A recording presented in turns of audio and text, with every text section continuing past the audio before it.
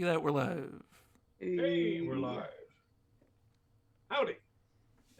Despite the world's best intention is keeping us away, but we're here and that's all we need. Hello and welcome to our gathering of would-be heroes. This is a Dungeons & Dragons 5th edition campaign game full of swords, sorcery, magic, giants, dragons, and all kinds of monsters. As a warning, this is a game that can also explore mature themes, and while we will be specifically avoiding some topics, the game may still include body horror, gore, violence, loss of character agency, gaslighting, mind control, and other topics. Our players have discussed consent and boundaries, and we collectively avoid situations that may be triggering. The players will always let me know if anything gets uncomfortable by using yellow and red cards in our private chat. If you as a viewer ever feel uncomfortable or triggered, please pause and step away. Our streams are available on YouTube after the game. You can always come back to them when you feel ready. So, wow, all right, video just got canceled on me. Hold on. Let us start by introducing our team of players. And my things are. And let's start at the bottom with, oh, no. Belle isn't here, unfortunately. Once again, she had a family thing she had to do, and we wish her well, and we will bring her back next week. And boy, are things going to happen then. But until then, let's go to Sarah. Hey everybody, I am Sarah She/Her. I play Izamina Lascelle, the cleric, who is currently sitting outside of a magic shop with Marcos, trying to figure out what other provisions she needs. Excellent. Speaking of Marcos. Everyone, I'm Zev. I play Marcos Aseo, Tiefling Paladin. Sitting outside a magic shop with Izamina, wondering when everyone's going to get their heads in the game and go burn down the Radu house. They're not even there, man. They're not even there. We know they're not even there. One of them is around. No, none of them are around. They'll leave town. Or disintegrated into ash in the sun. I don't know, something. They got staked by. Right? Maybe. But I'm just speculating. I'm just speculating. It could be anything. Turn to ash when I'm done with them. Jazz. Hello, Jazz, She/Her. I play Zanelle, She/Her, the human monk. And I am outside of Delphia's door worried sick with tea. Sick of tea? No, I am worried about her, and I have tea ready to heal her. Tea. As I know she's a vampire now. It's the sickness. Wow. It's obviously the only explanation. The only explanation. You've mentioned vampires the whole time. Yeah, guys, I've name dropped the V word so many times, and apparently you guys took forever to pick up on that because I've said it so many times. Exactly. I'm just picking up your breadcrumbs. That's all I'm here for. Yep. Sure. Yeah, I appreciate your attention and diligence to the plot as a whole. Steve. Hey, I'm Steve, and I just realized now I forgot to do something, so if everybody could be quiet for about 2 seconds. Recording in progress. That's great. I can edit that out later, because I gave myself a little bit of a beat on the other side. I'm Steve. Yep. I'm playing Malik Greybeard, the Dragonborn Barbarian, who happens to be right here. He's a Dragonborn with a beard. And that can get removed, you know. Do we gotta do the whole thing again? As all beards are. No, it's fine. Okay. Sure? Mm-hmm. Okay. All right. And Jacqueline. Hi, Jacqueline, She/Her. I'll be playing Dr. Rosenthal, he/him, our human wizard warlock. I am currently standing outside the wizard shop with Malik, Izamina, and Marcos, and wanting to go to the jewelers for undisclosed reasons that you'll find out shortly. Yeah, for sure. All right. That's everything of that.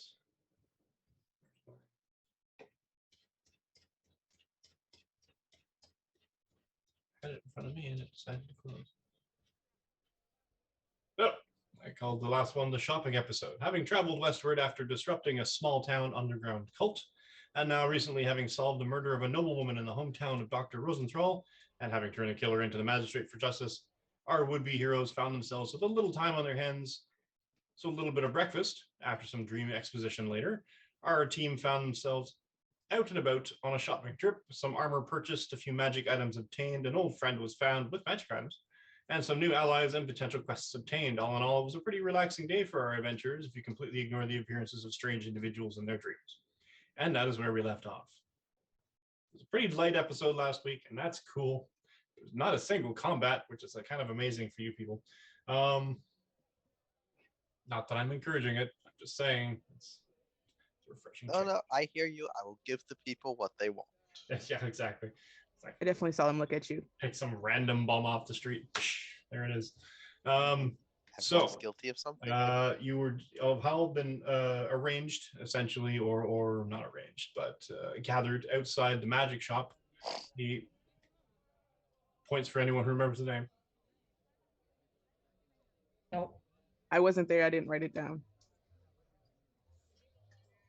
The or I don't know. Nope. Is it the hot rod one? The Apothecary. Oh, I knew it had something to do Nowhere. with a fake spell, and I was trying. My brain just wouldn't. There's such a thing as negative inspiration. I'm just saying. I'm very disappointed in all of you. We'll take 1,000 experience points away for that. We're okay with that. I make the worst notes, so. All right. So you're all gathered outside the Apothecary of your friend, the merchant that you rescued from the dungeons of the serpent, the reptile god, in the swamp. And he gave you what he felt was a tremendous discount. You did your business, came outside, and saw in the sky a falling star, or I guess meteor, in broad daylight, flying overhead and crashing into the distant mountains to the west. And that's basically where everything was. What do you do now? What do you want to do? Are there more shopping to do? That was weird. That was. You grew up here. Does that happen often? No. But Does then again, I don't do the outdoors very much when I was younger, so I mean, it might happen all the time. is it Mike, would there be any reason to interpret it as like a sign of the fates or a change in destiny or That sort of thing? say what? Do you believe in that sort of thing? In destiny and the fate? Absolutely. Then maybe. What would Isomina normally do to, I guess, divine, for want of a better term, such a revelation? How would she apply this to her religion check? What would you interpret this as? Isomina do that? How would she apply a visible, meaning somewhat large, rock falling from the heavens, crashing into the mountains? Well, her first thoughts would be, is there a scientific reason that this is happening? Was it a meteor shower that was expected? Was there any foretelling? Like she would look to the science first before she looked to the the metaphysical. Yeah. Would that be nature? Sure, but give it an advantage because you're not familiar with the terrain necessarily. At Or- advantage or disadvantage? Oh, sorry, disadvantage. Oh no. Oh no. Hey, Christmas dice. That's a 10. To the best of her recollection, your recollection, you cannot remember any particular regularity to any meteor showers or anything like that, like the Perseids on the west coast of Canada, Augustish, the late August. Yeah. Can Rosenthal make a history check to see if you've ever read Yeah. anything about this? You'd be a little more local. Yeah, Mark Song's my cleric is not a divine based cleric. Her divinity isn't a deity. It's the people around her. It's the goodwill of it's like basically Bernie Sanders. It's democratic socialism is where she gets her powers. Yeah, we've already made the observation that everybody else is kind of spiritual except our cleric. Yeah. Which is kind of hilarious on itself. He got a 13. Also, as well, to you, the best of your recollection, there is no regular cyclical event of meteor showers. And even then, they usually see them up in the sky and they're very small and sort of like shooting stars. Okay. Something falling out of the sky of this size that was visible to the naked eye in broad daylight. Yeah, it's pretty cool. I mean, maybe it happens. Maybe there's some kind of portent or something linked to it. If you were a religious man, you might consider watching for, I don't know what the old wives' tales say, maybe milk will curdle the same day, or all the cows will start mooing at once, or maybe there will be a baby born today and it'll have magic powers or something. I have no idea how these things work. Maybe it'll be born with, it's a human with scaly skin, or dragonborn born to dwarves or something. Wait, are you telling me that Rosenthal actually thinks that? Because that's very important for plot point. I'm just throwing random things out there that might sort of flip through Rosenthal's brain in between reptile facts. He will give Malik a really strange look, and he'll start writing things down in his book. He's not even looking at his book writing. His writing is sort of going a little bit off to the edge when you're not actually watching the paper, but because you're staring at him so intently, side-eyeing Malik the whole time. Marcos? I got what I wanted. Literally, the religious person here could do a religion check. Literally. Oh, literally. I would probably the highest religion score. Let's see if stones falling from the sky means apocalypse or anything to me. That's an 18. If anybody knows about apocalypse, it's going to mean the daughter of a demon. Floor drop.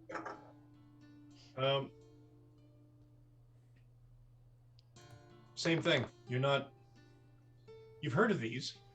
Hey, and sometimes, weirdly, some back in legends and stuff, sometimes a great mage is born on the same day, or a great evil portent because something came out of the east, or the dead rose, or there's a couple of these back through the ages that you've read about in the old sort of the dusty scrolls of the forgotten, section of the libraries when you grew up.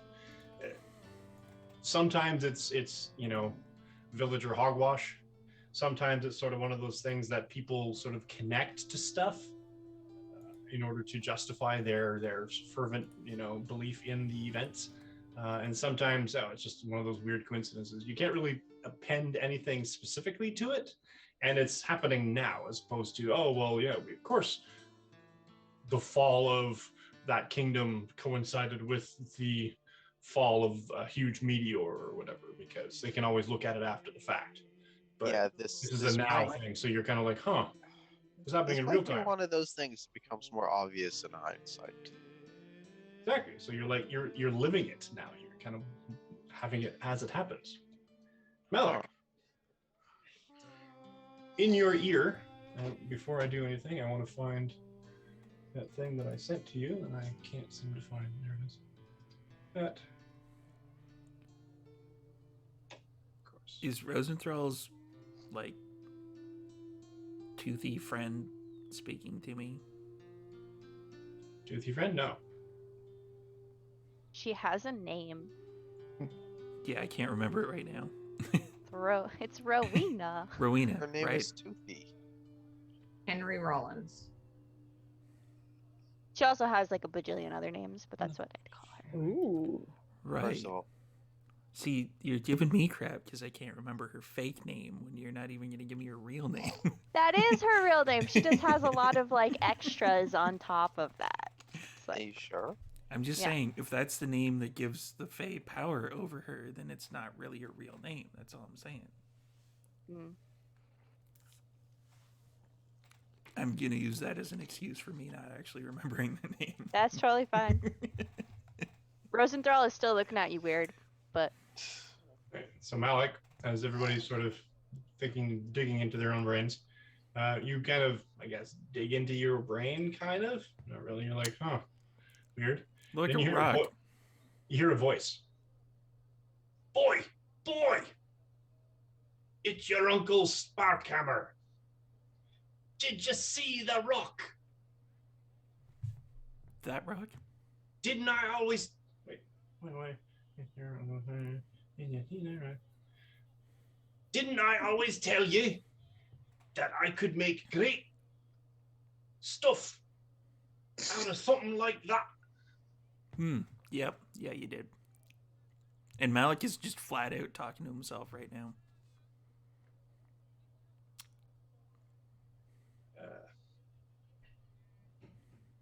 You should come. And then it cuts off.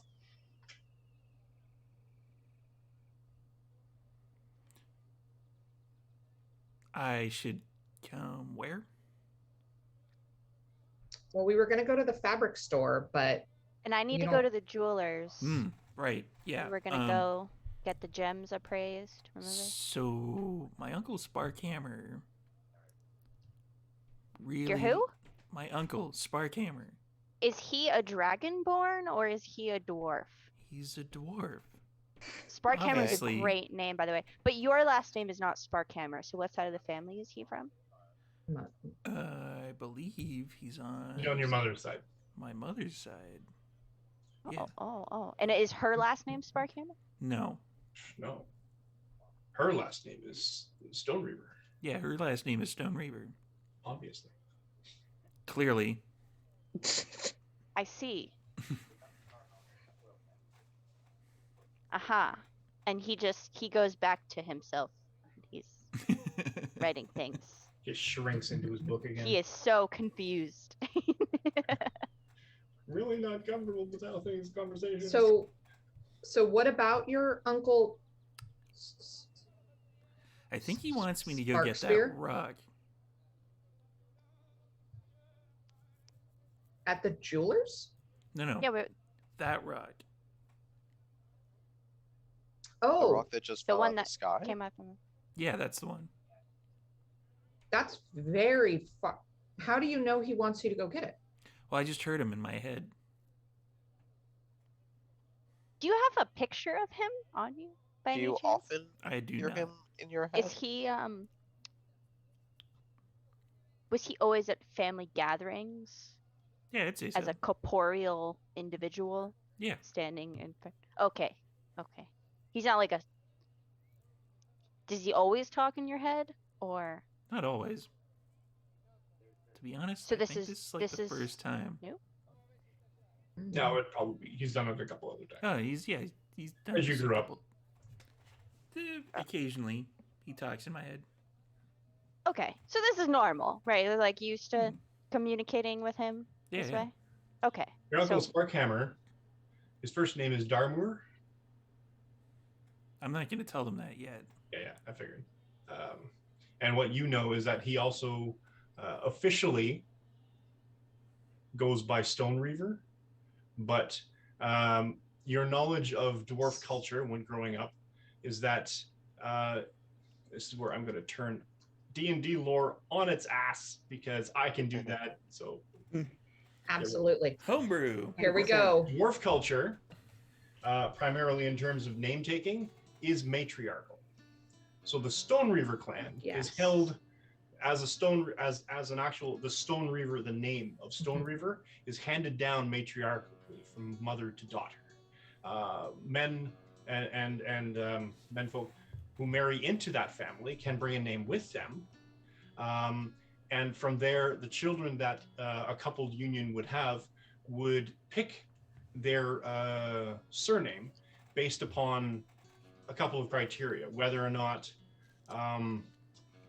there has been yet someone who has claimed or stepped up to the matriarchal surname or the patriarchal surname, if they want to go on that route, or if they decide to go their own path and develop a name for themselves based upon something, some attribute of their own. But generally, the Stone Reavers or the Deep, what's the other ones? There's a couple other dwarven settlements around that particular terrain of mountains, is that they're primarily matriarchal. So your Uncle Darmor taking the Stone Reaver name was only possible, and it's perfectly acceptable to do, provided there is an older female relation of his generation that has taken the name first, so as to inherit and pass on. Yes. Very, very unlikely, but it's possible because of deaths and wars and things like that, that you have a male who would then hand down that lineage. But what would happen with the Stone Reaver clan in that regard is that they would be absorbed into another clan, another matriarchal clan, and your uncle in that case would, if he had sons or if he had other children who wanted to pick or to continue that particular legacy of the Stone Reavers, if the rest of them in previous generations had all been wiped out and he was the last remaining Stone Reaver, he could do so, but generationally and familially, matriarchally, it would be the mothers, whoever he married, whoever he then bonded with and had children with, whoever the primary firstborn daughter would pick that name generally as a tradition and carry on that line first, and then Stone Reaver would be sort of a pick for some subsequent children. Did you all get that? There's going to be a test later. I hope Singlis wrote it all down because she's the chronicler. There it is. I'll just clip that and Twitch real fast. Yeah, you know. Yeah. Yeah. That was longer than a There we minute. go. You can't do it. Okay. Nice try, though. Gotcha. All right. So he took the name because you have aunts, a couple of aunts who are, an aunt rather, who also took Stone Reaver as a name, including your mom. And he's sort of the younger brother, the youngest of your uncles and aunts. And he's eccentric. He's the one that came in all the time he's the weird uncle with the magic tricks. Mm-hmm. So now you know. Now I know. Well, I knew that before, but Of course. now everybody else knows. Now everybody knows, but not really knows yet. No, nobody knows but me. Nobody knows. But Rosenthal probably will never understand because he is Don't tell the so dog. caught up on the dragonborn dwarf thing. He just can't see through it. It's rough. Just wait till you actually meet the dwarves. Oh It's God. gonna be worse for him. Oh, it's gonna be a mess. So your uncle wants us to go. Is it near him? Does he need us to come, like, get him first and then go get what's the deal? I don't think so. I think it's more of he's kind of in the area. And he And knows what that is- I'm probably strong enough to lift it, so. Well, And then your brain sort of fuzzles again, Malik, and he comes on. He's like, damn it. I forgot how these damn spell works. Hey, I'm gonna figure out where it landed, and I'll let you know. And then we... Right. He's gonna figure out where it landed and then let me know. You gotta count all these things for sending. Yeah. Certain number of words and no So- more. Yeah. Especially should- since he wasted the entire like first 30% going, fuck, I forgot how this fucking thing worked. He's an old man. He's like, how do I make this phone work? Doesn't know how to use the rotary phone. Yeah. I love it. So we should go finish up then. Yes. 'cause- Okay. All right. Well, I need to head to the fabric store, or I'd like to anyway. I don't really need anything. Does anybody need anything there if I'm heading that way? I need some new clothes, and you can just tell like it is barely sticking together. He is clean Oh. but disorderly. Yeah, Do I does your family have a tailor here, or yes, usually. okay? Do you want me to pick something out for you, or do you want to go? Well, I don't know how if you want to make it or if we should just pay someone to make it. I don't want to like Oh, ask you. I don't know if that's your thing. Maybe clothes aren't your thing. Maybe I will absolutely decorate it after you get it made. Okay, But okay. like more I into the- don't, okay. yeah, I don't do I mean, I probably, if it were like an emergency situation, but if there's tailors in town, they May as should well do the just- work. And then Okay. I can, Yeah, that's fair. you know. Yeah. Yeah. Okay. Yeah, well, Malik and I need to go to the jeweler to get the gems appraised. And Okay. then I'll run to the tailor. But I don't think I need anything from a fabric store. Okay. Personally. All right. Well, then we'll meet you kind of over Taylor Fabric. I would assume Taylor Fabric Store is the same place. I feel like that's a good Um, assumption. Yeah. Sure. Yeah. Let's go with that. All right. I'll meet you over there. Marcos, what do you need to do? I don't really have anything else I terribly need to do. I do want to talk to the magistrate at some point, but it's not urgent. Well, we'll meet you guys there in a few minutes. And I'll take Marcos with me and we'll go head over to the fabric store. Okay.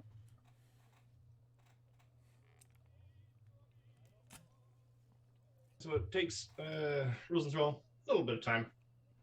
Orients himself a little bit, but I mean, you're familiar. You were in here a long time ago.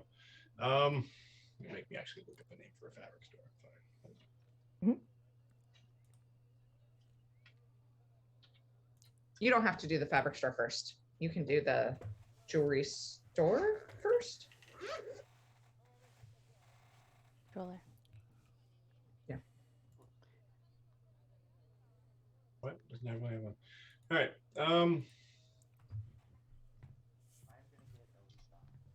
Go to the jewelry store.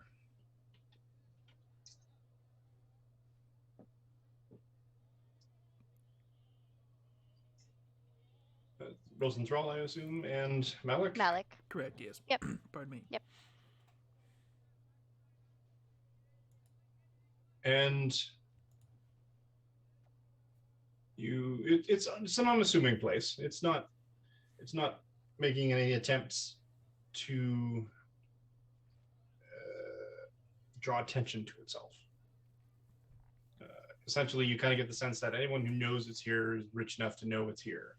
And it's sort of the word's more spread by word of mouth than anything else to sort of discourage average street level crime of sorts. And you open it up, and there's a Just before we go in, Rosenthal is going to turn to Malik and just press digitation a bunch and like spoof him up a little bit, and then he'll make sure that he looks nice, and be like, "This is we gotta look like we fit in," and then we'll head. I'm still gonna stick it like a sore thumb, but that's fine. I'm gonna go. Me too. I mean, I look like a beggar that stole some rich guy's clothes. But They'll automatically assume that you're your uncle's nephew, like automatically. I'll flash the ring. You open the door, and it's a curious sight. You see an older, you can maybe assume older. It's hard to tell, but the individual, they're slim. Their limbs are long. There's not a lot of like muscle bulk on this person, but they're dressed in fairly fine robes. But they are in fact a gold dragonborn.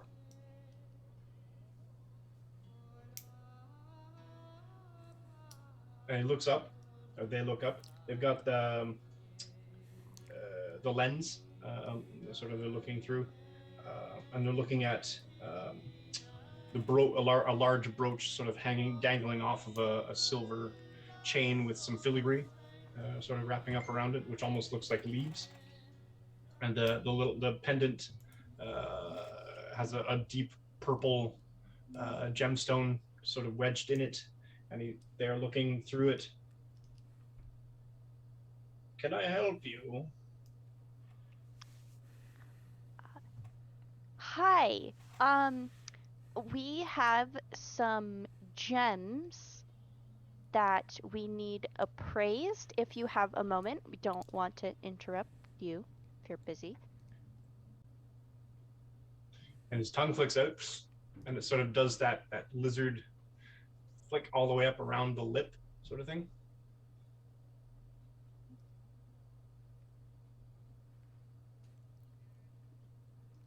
Yeah, I generally don't do that. Leave them in the box. I'll get to them.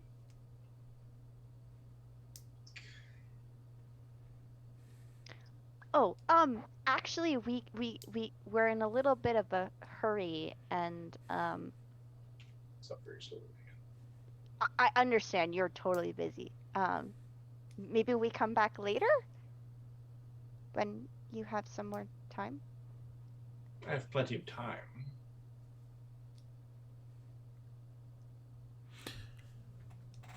Right. I'm gonna talk to him in Draconic. Ooh, okay. Would you be able to do it sooner rather than later? And Rosenthal also in Draconic would be like, yeah, that would be really great. We totally understand if you're busy, but we're in a bit of a hurry. In Draconic, he responds, very nice, thank you. I find the tongue of the pink non-scaled types to be tiresome to trip over. Yeah, it's fair. How soon do you need these gems appraised, and how many gems are there? So there's 22 gems that we have collected. I'm not sure how long that takes. If we could have an idea by the end of the day, that would be preferable. My fee is 10% of the price of what I appraise. That seems fair. Sure. I mean, if that gets us stuff. Absolutely, bring them here. And he'll walk over and drop the 22 gems in front. And they take it, basically they they sort of bring out a plate, almost like one of those sort of spaghetti bowls where it has a slight of a indent sort of thing, and they literally just almost absent-mindedly and rapidly, and you kind of just watch them fish around in the sack for the pouch for a gem. Up, praise, this, clink, and he just rattles off these numbers. And you really, really want me to do this? Mm-hmm. 22, you said? There are 22 of them, correct. Okay. It's okay. You can list it in like platinum if you really wanted to, or Wow, like you're really gonna make me do that math? Come how on. much they're all worth. It's fine. You can say, you just say, give us a ballpark like 1,000 platinum. It's all right. Just pick a number out of the air. 1,000.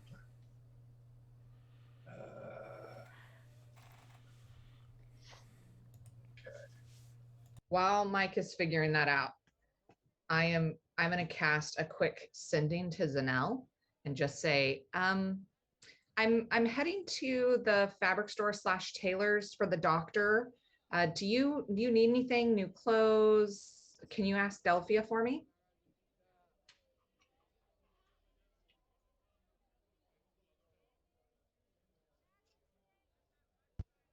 It was muted. My bad. I do not need anything, and I don't think Delphia's in has the ability to tell me right now. I think she's sick. She's sick.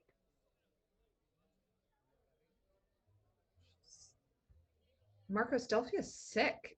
Was it something we ate? What did she eat?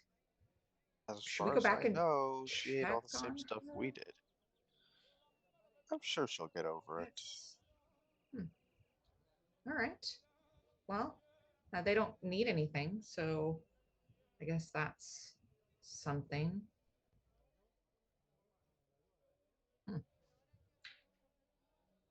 And you want it in platinum? That's a lot of...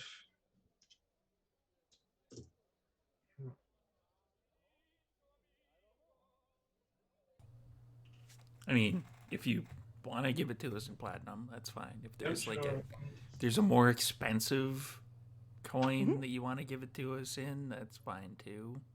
I mean, also out of character, there are certain characters that need certain gems in order to accomplish certain things. Like, we already took those. Yeah, we they took already the took diamonds the out. diamonds. So you have whatever's left? Yeah, this is whatever's left. Because you told us 25 gems, 3 of which are diamonds, and Right. I took those 3 out and gave those to Ismina last time. And I don't know of any wizard spells that require gems. You can correct me if I'm wrong. But Well, the Find Familiar, I think, requires an opal. yeah, but he's never going to cast Find Familiar. Isn't he, though? You might try, but he has somebody, so he has no reason. Is she really familiar?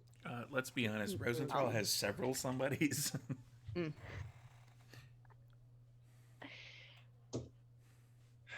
What you have here? And he sort of rattles this bowl. And now that you sort of get stock of the gems themselves and a couple of pieces of jewelry that are sort of connected to, basically, you've got a rock with a gold band, essentially. 17,000 gold pieces. And Malik is like stroking his beard absentmindedly, and that's probably like not only weirding out Rosenthal, but kind of like raising the eyebrow of the Dragonborn that we're talking to. Like, yes and no, because now that Malik sort of looks, you can see he's got a couple of those sort of catfish, like, what are they called, barbells that hang off of his beard, sort of like very, I'm not going to say completely like Eastern version of Gold Dragon, but he definitely has some of his the horns that move back from his face and up from his temples, and they sort of cragginess becomes almost little tenderly wisps of keratinous material, I assume, of some kind. So, Well, I think those braziers were only like 2,000. right? I think there were 3, weren't they? 3. It's all the same to you. Yeah. And he fishes around. I'll take this one and this one. This one is worth, I mean, it's much smaller. You can see the flaw. It's a bit of a Kurundite thing. It's about 200. This one is 15. That will be the cost of my fee. Yeah, Sure. I'm good with that. So he took 2 of them, so there's only 20 left. Yes, and the combined total 15? is 15,300. 15-3. Okay. Yeah, Rosenthal will keep track of that in his book. And he'll And accept. I could change these to coin for you for Sure. an additional 5%. Hmm. I don't actually think we have a reason to switch this all to coin just yet. But if we ever need to, we'll come back if that's okay. I am essentially one of the best money changers in town. Oh, I trust him. really? What? I'm so sorry. We're being so rude. My name is Dr. Rosenthal, and this is Malik. And what is yours? Maybe come up with a name now. You make him sound so His professional. name is Prego Radu. Let's go to every shop along the way between here and the Agreed. hotel and just like make Mike come up with NPC names for each and every Random. shopkeeper. We can make shopping episodes even worse. That's when the second meteor comes and takes us all out. Just meteors. And I would like to go once. to every shop afterwards to see if you remember the names of each person too. See if the DM took good notes. DM doesn't take any notes. What are you talking about? Do this completely off the cuff. My name is Baruda. Ruda, wonderful. Well, it is very nice to meet you. And this is lovely. I feel like I'm in royalty. Like you are a beautiful person, and maybe. And he looks to Malik. Maybe we just get the gold now. Would that Yeah. be easier? That's probably Yeah. Why don't? Yeah, we'll just do that now. That'll be. You seem more than capable, and I don't know if you have, 10,000 gold on you, but that would be lovely if you. Give me a perception. Not perception, persuasion roll. Persuasion? Do I get any advantage From Malik? Clearly from having buttering him up. having like the best dragonborn that's like in the area. The best red dragonborn in the area. Yeah, exactly. Nice readjustment of my compliment there. Backhanded compliment right there. All right. I won't undo The that. best Okay. red dragonborn that's above 6 feet in the area for sure. Best Well- ball wielding red dragon that's above 6 feet. I never. That's a 5 Excellent. without advantage. I like how she's still milking for that advantage though. Listen, that 5 is Without rough. advantage, I only rolled. It was almost But- an 18. Anyway. And he smiles. His smile is sort of toothy, and you almost recognize it because you've seen Malik do this before. He tears into like a haunch, or at dinner time sort of thing. So you're like, why is he looking at me like a weird? That's Yes, super and- weird. Baruda turns to Malik. Is he always like this? Yep, pretty much. He's really never met. Are you the first one he's met? I think so, yeah. He Uh, yeah. Yeah, I think I'm the only one. Well, Is there like a dragonborn like out of character? Is there like a dragonborn like handshake or some shit I could do that'd be like, yeah, do me a solid because I'm dragonborn. Would Malik know it? Probably. also that's also a question because Would- Malik's ooh. unique. This is lore that background, Rosenthal but, like- needs. I need to know. Malik would, stranger in a strange land, being raised by not He's- Dragonborn. Essentially, I'm just Lieutenant Worf. That's fine. It's Kind of basically, yeah. yeah. You've done your research after growing up. Yep. Right. Apparently, this is how I do this. I am not a merry man. No. Mhm. He. Pretty much right down to the advising fighting most of the time. Like, Basically, yeah. I could part with that much platinum. Sure, Cool. then I think we're I That's think cool. we Yeah. want that. mhm, Yeah. yeah.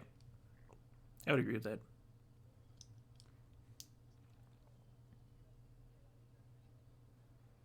Looks like we're buying a whole bunch of everything. So the total I would give to you would be 13,770 in platinum equivalent. So 13,000 gold equivalent in platinum. Correct. Mm. Right. Can you do that? Wouldn't it be 1,300 have- platinum, I can do that. but you can't give a partial of a platinum, so you'd have to It'd be 1377 platinum. Oh, it's 10, not 100. I'm so sorry. Yeah. I always forget that I always think it's 100 conversion for Carry some this. reason. You got to carry the one. Yeah, I promise I have a master's degree in science. Okay. That's why you're good at math. I think the NPC's just ribbing Rosenthal at this point. Okay. Yeah, Rosenthal will I don't know if he's gonna give us the platinum now, but he'll accept it if. He handed. stands up slowly. He seems. You're not quite sure if he's moving infirmly for. Would I be able to tell? Give me. Whichever's higher, because I'm feeling generous. Either a medicine check or an insight check. Ooh, both of those are plus fuck all. So Rosenthal as well, yeah. yeah, that's a 5. So I can too. this guy seems Yeah. this guy seems in perfect health. He's an old man. He's moving slowly. That's an 18 insight. He's not an old man. Or he's not. He's moving slowly because he's faking something. Is sort of it's kind of like that, if you're looking for something and you're expecting an older person with hip issues or with back issues walks with cane, has cane in this hand, therefore injury is on other side, or sort of the things that you kind of pick up over time as you see many elderly people walking along and they all sort of have the same general gait. Just briefly, he takes a step with one foot, remembers or seems to, or does something, switches feet so that it's the proper, and then at which point you're like, oh yeah, that's the way it normally goes.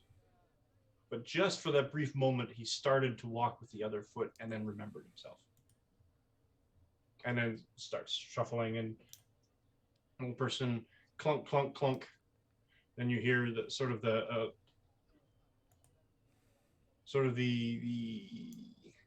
creak of a hinge, of some kind of a door opening up, and a large throaty growl. Says, "It's fine. It's just me." And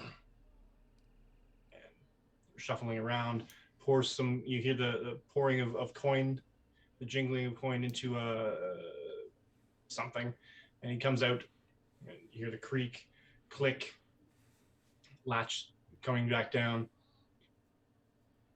Comes out with a sack and puts it on the same The plate. the plate after having cleared off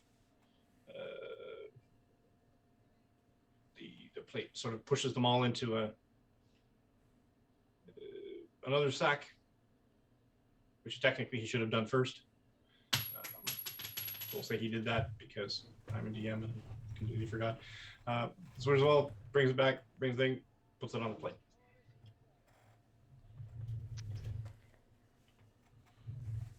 If you don't trust me, then you can feel free to count it here. I would not be offended. It is, after all, business.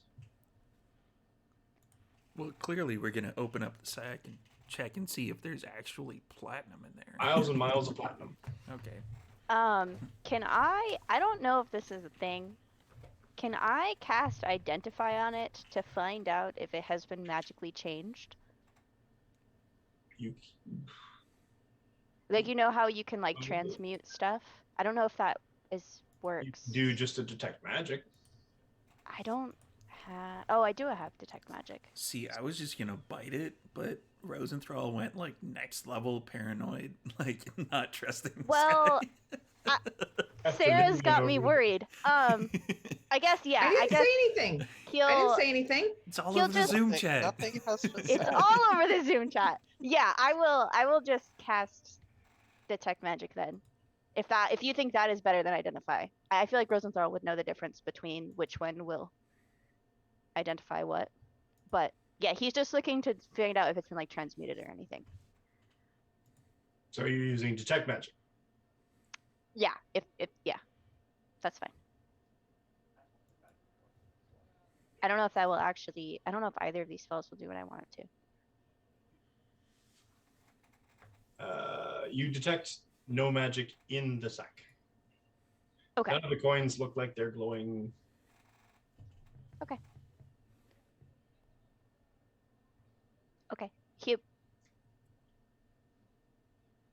He trusts the Dragonborn. The Dragonborn has given him no reason to. We're trustworthy people. I mean, I can. You're literally talking about a gold dragonborn who has literally no connection to you at all. But okay. Sir, I just had one last thing. If you had a moment before we leave.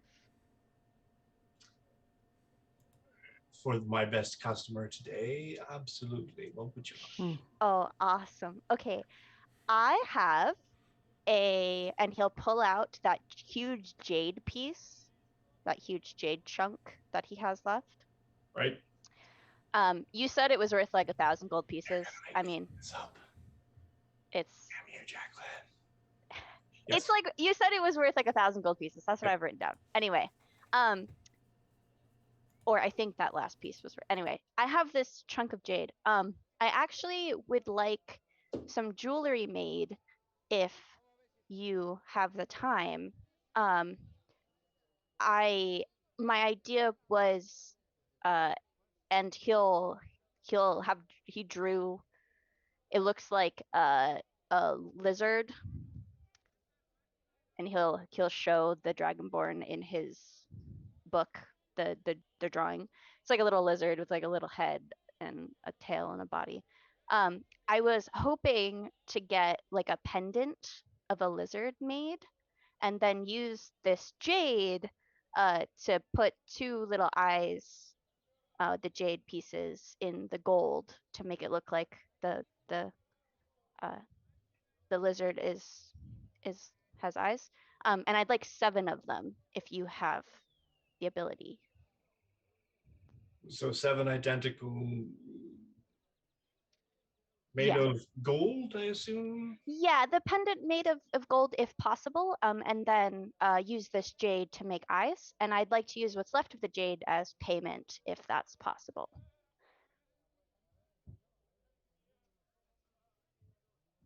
I could do that.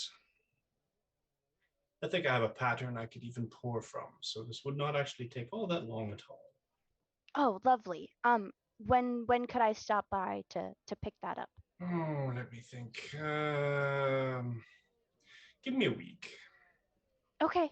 I could easily make them, but I want to make sure that they turn out properly and they've cooled enough, and then I can just cut each piece out and set it properly. It's the difficult part. Absolutely. I totally understand. That would be lovely.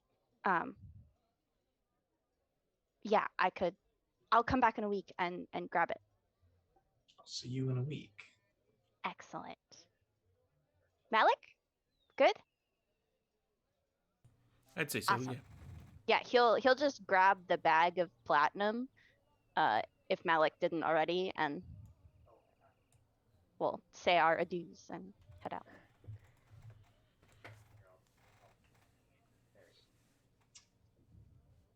So, were you going to the fabric shop, Izamina, during that time, or waiting for that? Yeah, no. We went to the fabric store, and Isa's just gonna browse the different kind of local specialty. We don't not have to role play this out. She's looking for some kind of like local, whether it's a local dye or a specific like a diamond weave or a natural fiber that's really unique to this area. Okay. I'm going to give you that sort of two general bits of knowledge. The shopkeeper kind of gives you the sense that because it's a trade town, where a transport town, where you've got a bunch of different points of egress and exit, there's not a lot of home industry in that sense. But what there is some farmland. And from that farmland, some farmers have taken upon themselves to take the tufts of silk at the top of corn husks and have treated them with a certain boiling technique and woven them into a fairly tough and fibrous thread, but maintains a certain level of flexibility because of the fact that it's a softer, it's almost a cotton, but not. And they have successfully applied some basic dyes to it, but it hasn't been that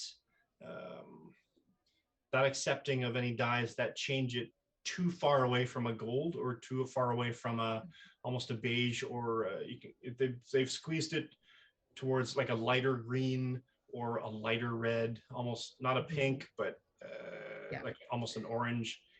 No, that's perfect actually. Very well, but you can get a couple of colors. No, the yellow sounds exactly perfect, exactly, because Isamina's head to toe in like creams and butters and yellows and golden rods, like those are her colors. So she's going to buy about a yard of this particular silk, and just some various threads. She just needs to restock her kit.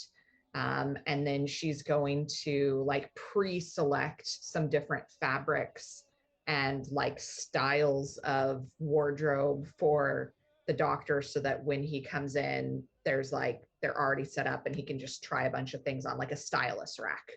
And she's just going to set it up so that the doctor can come in, she'll pick a couple things for him, and he can pick which one he wants the most. Okay. How many sets of clothes and for whom? Just for the doctor. These are fancy clothes? No, we want some kind of traveling clothes. So probably some fairly sturdy pants. Loose though, because the doctor is real like unhealthy skinny. We need to get him to like a McDonald's or something. We need to stock him up a bit. He didn't eat a lot before we met him, and so we wanted a little bit looser, because hopefully over time with us he'll start to fill out a bit. And he's been strength. Yeah. Like, I don't know, he was super poor going through his grad program. Like, now that he's a full doctor, he's making more money, he can eat better. And so also some really nice, everything we want needs to be stuff that I don't care if it's got like the fabric treatment thing on it, where like it repels liquids and stuff. I don't care. I'm looking for nice, not not stuff that's like super durable, because the doctor, between my mending and the doctor's prestidigitation, like he'll always be looking good. Um, I'm also going to specifically be picking out colors that look really good with like the ring and also his very specific hair shade. Um, and kind of like a um, I'm gonna sneak in just to see how he feels about it. Like a looser flowing kind of like Seinfeld pirate top, except right at about like the bust down to the hips, it is lined with like whalebone. It turns into a corset top, and it's like super, it's pushing high fashion, but I really feel like the doctor probably has the physique to pull this off. Um, and a huge belt buckle, like obscenely phallic pointing belt buckle. And I could go on. I could design costumes for everybody. 100% love this. I insist on the right to design my own costume. Yeah, but I've already started embroidering into yours. It'll morph over time. It's like a butterfly. It takes time. Right. But the doctor is getting like an all-in-one, one shot, like. Sorry. And I'm also going to try and pick like complementary colors for the hair, the ring, but also like Isa's creams and yellows. And knowing like the other colors of our team, we don't want to have like an all kind of warm shaded team and then like have a cool tone. That's not going to work. So I want to try and like look at us as a whole, you know, ensemble color palette. All right. Each outfit for Rosenthal. Not like Elvis, Steve. Not like Elvis. Totally like Elvis. You just No. described literally No, much like more like Aloha Timothy from Hawaii Chalamet. Elvis No, right there. no. I'm going on Pinterest. You come back to me in about 15 minutes, Mike. I'm going on Pinterest and I'm finding an example. Yes. Like that phenomenal bard entertainer Elvish. Elvish, yeah. Elvish. 5 gold for each outfit, give or take, more or less. You're kind of buying at Mountain Equipment Co-op instead of just the regular run-of-the-mill place.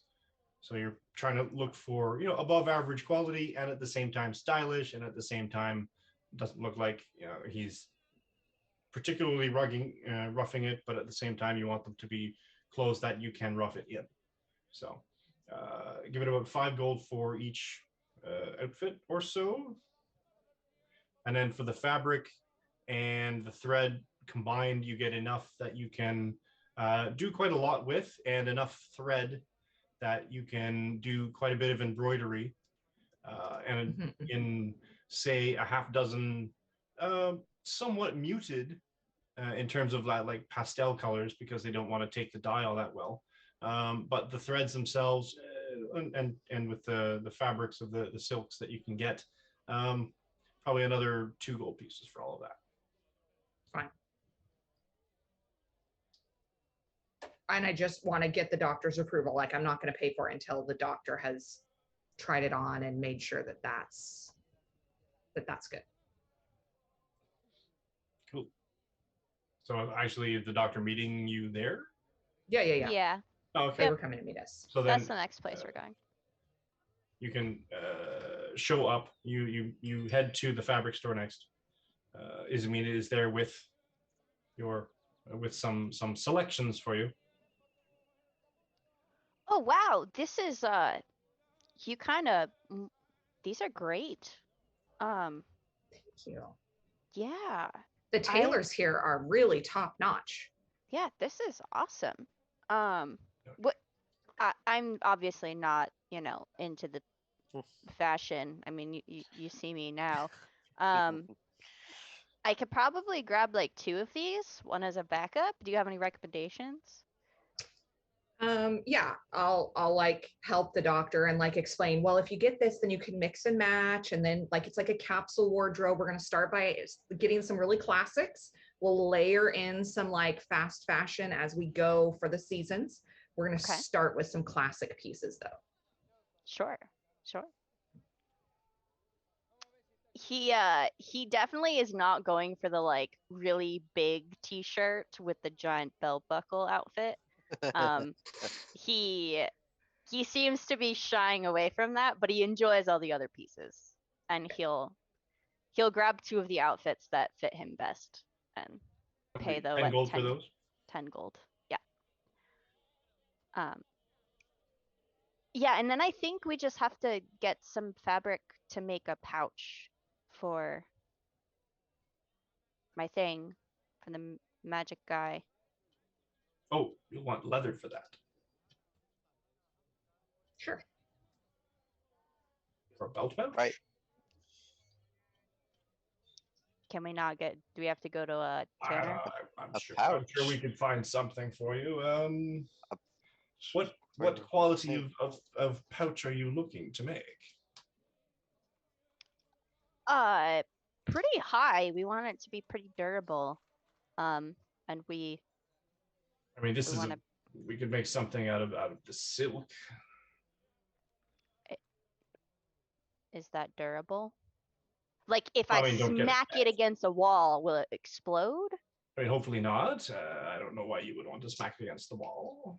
Oh, I'm just in case I get smacked against the wall and I'm holding it. Oh well, I wouldn't know anything about that. Yeah, I hope it never happens too. But you gotta be on top of that. Yeah, silk is probably good, right? Ismina, can you? Are Yeah, you good with and I silk? can repair it. Between me and you, we can keep it in good condition. Yeah, okay. Yeah, we'll grab some of that too. And I'm going what color do you think we should go for? I don't even know. What would fit my outfits, right? I'll be wearing it. Like which I mean, it's the Um, belt pouch, yes. You might want to make something a bit more sturdy. So, oh, hold on. Let me find something. He trundles off to the back room. Comes out didn't he just say to use silk? Why is he yeah, anyway, okay, well wait. with that to be fair, that was before we said that, you get thrown against the walls. So That's true. I did bring that up. yeah. he comes out with a strip of what looks like some kind of hide.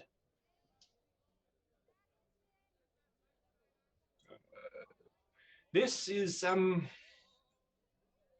well, I'm not entirely sure what it is, but it's a leather, so it should work a bit better than your silk idea. Yeah, that would. Do I know what it's made out of? Can I like Give me can I chat? I don't know if that would. give me whatever's higher between medicine and arcana. Oh, it's definitely Arcana. That is a nat 20 for a 27. Nice. Out of all the books that you've read, school and your uncle's library, you remember a few, and the ones that you really liked were the nature books, and the nature books detailed all kinds of things about lizards and other reptiles and things like that, as well as indigenous monsters of the area. And so the one that you really liked is the one that sort of dissected them and basically said this is what they can do, and this gland is the what helps the fire toad spew its caustic flame at creatures, sort of thing. And it sort of breaks it apart Grey's Anatomy style into all these exhibit A and section 1 and this part, and lots of medieval Latinish terminology for random body parts. And you turn this fabric over in your hand and it almost feels like it shifts, but not shifts. And it's sort of at the same time, it sort of feels not lighter, but it doesn't feel like it's in your hand. It feels like it's in this hand still. The weight of it, sort of thing. It's sort of almost like it's hard to explain, but it almost feels like it moves, but it's not moving. And you can feel the weight of it in both hands, but it feels like appearance-wise, to your eyes, it's over in one hand alone. The other hand doesn't actually have it, and you sort of shift it over and try to put it all in one hand, but you're still balancing it with two hands. The other hand, your left hand, has more weight in it, but it still looks like the right hand has more of the fabric in it. It's a displacer beast hide.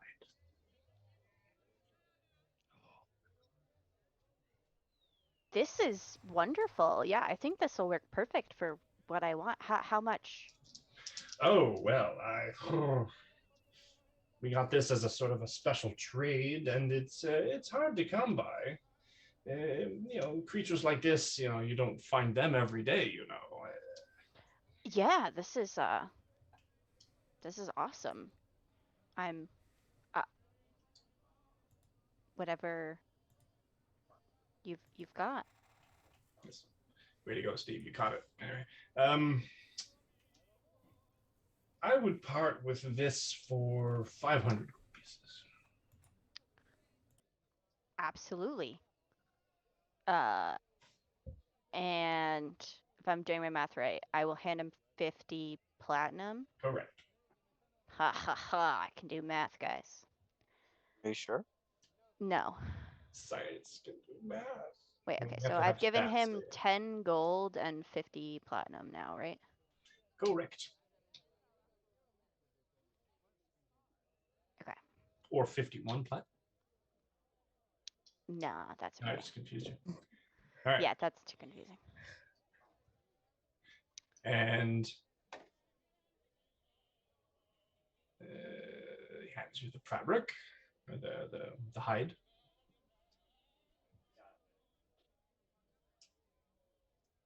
What now?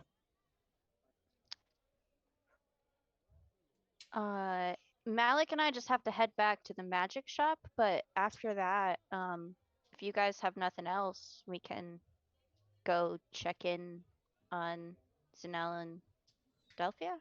Yeah, Delphia's not feeling very well, so Marcus and I'll maybe head back to the inn. I was talking to Zanel, so we'll head back now and we'll meet you there. Yeah, make sure. Yeah, definitely check in on her. We'll do that. So you can swing the fabric around to the magic shop. I'll take the outfits though, I'll take them and start working on them when I get back to the hotel or to the inn. So don't go out wearing them. No, yeah, he will. He'll let you take it. Yeah. And yep. Okay. There you go. You want me to make the pouch first?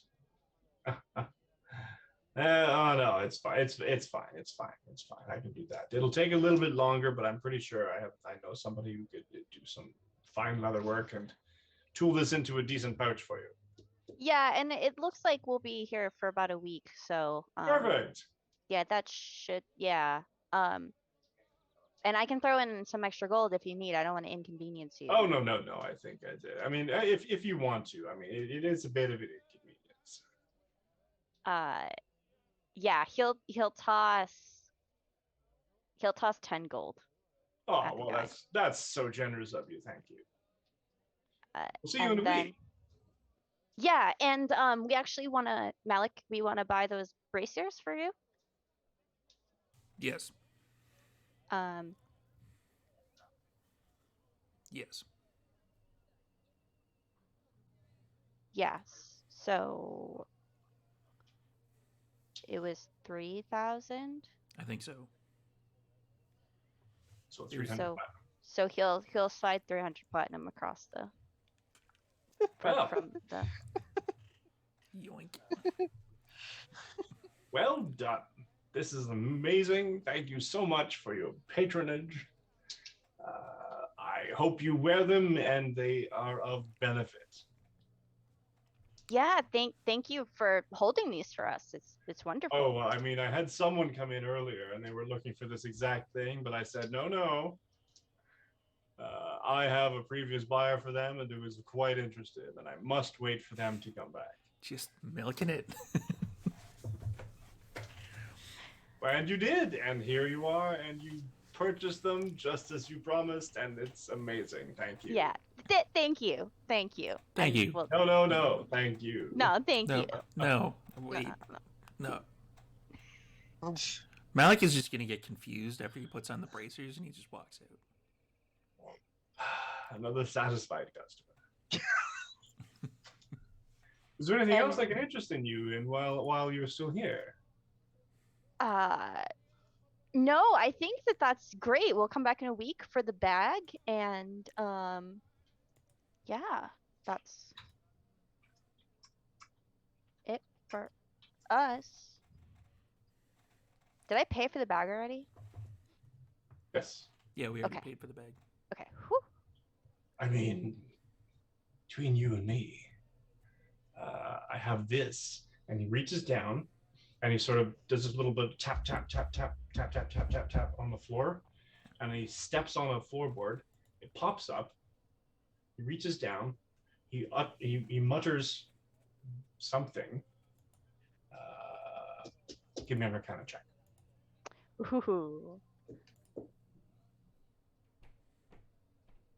Oh, that one wasn't as good. 9. Something arcane. Fair. Reaches down into the floor, pulls out a long ebony box. Comes up, he puts it in front of you on the counter. He opens the lid. Inside is sort of the red plushed interior sort of thing, and inside is a black wooden, looks like some kind of wood. It's about 18 inches long.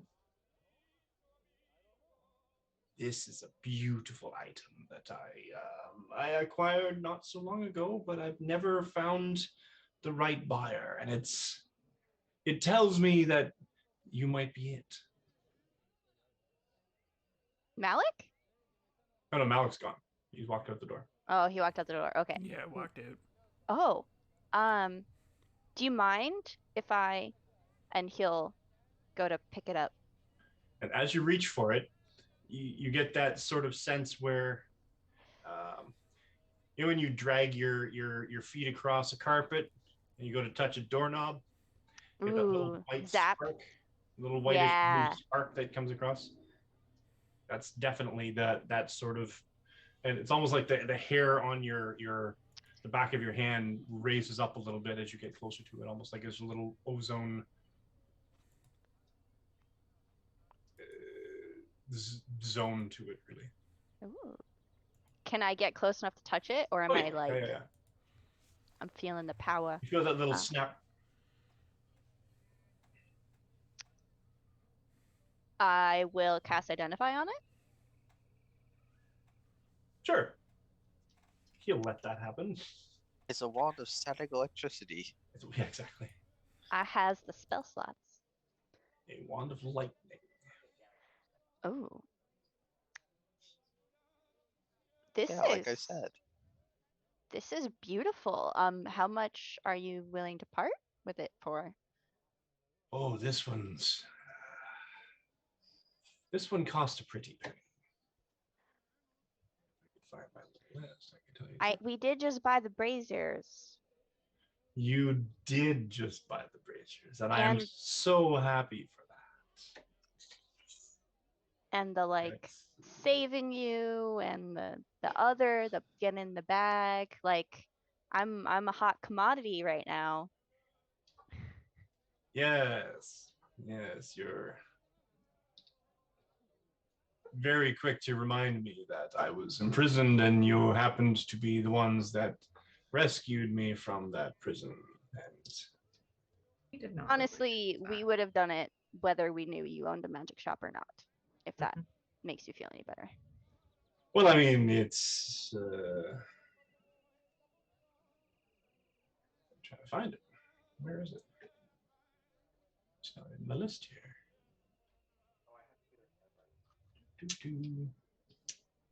Oh.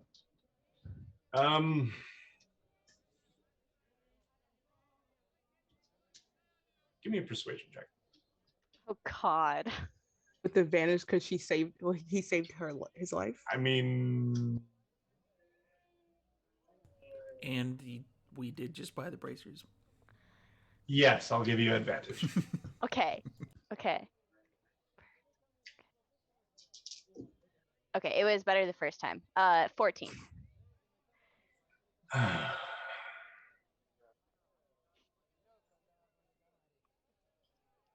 I would let this go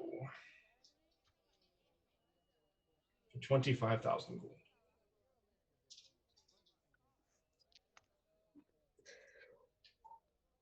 Wow. That's a steep price.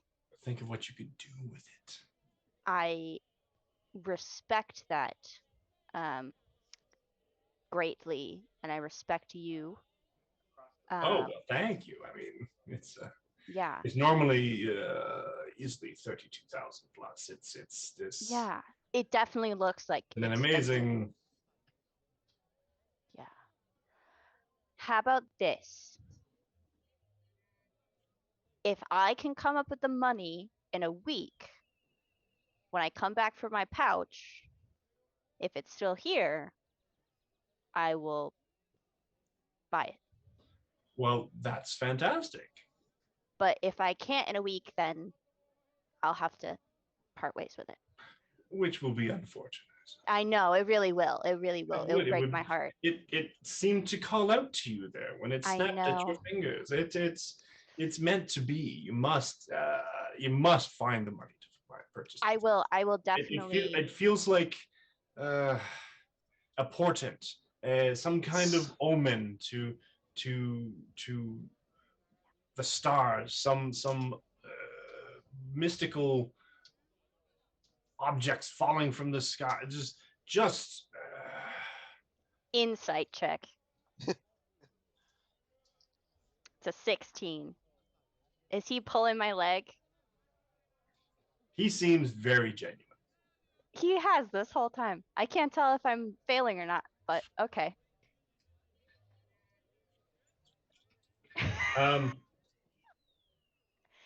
Oh, that is, yeah. There Well, are like I so said, many signs in the heavens just pointing yes, you towards this thing. I mean, absolutely. if you had never run into me, I would never have been rescued. I know. would never have gotten back to this place to recover from the floor that I had hidden it in many months ago, this item. And then you come back again. So it is absolutely meant to be. Absolutely. Like I said, in a week, if I can get the 25,000, I will buy it off you. Otherwise, And you're a gentleman for it. yes. Well, can hear lunch calling for me, so I will be back in a week and we'll finagle then. Absolutely. Awesome. Have a great day. You too. Bye. Malik is just outside, still confused. Hey, dude, by the way, those are, and I have these somewhere.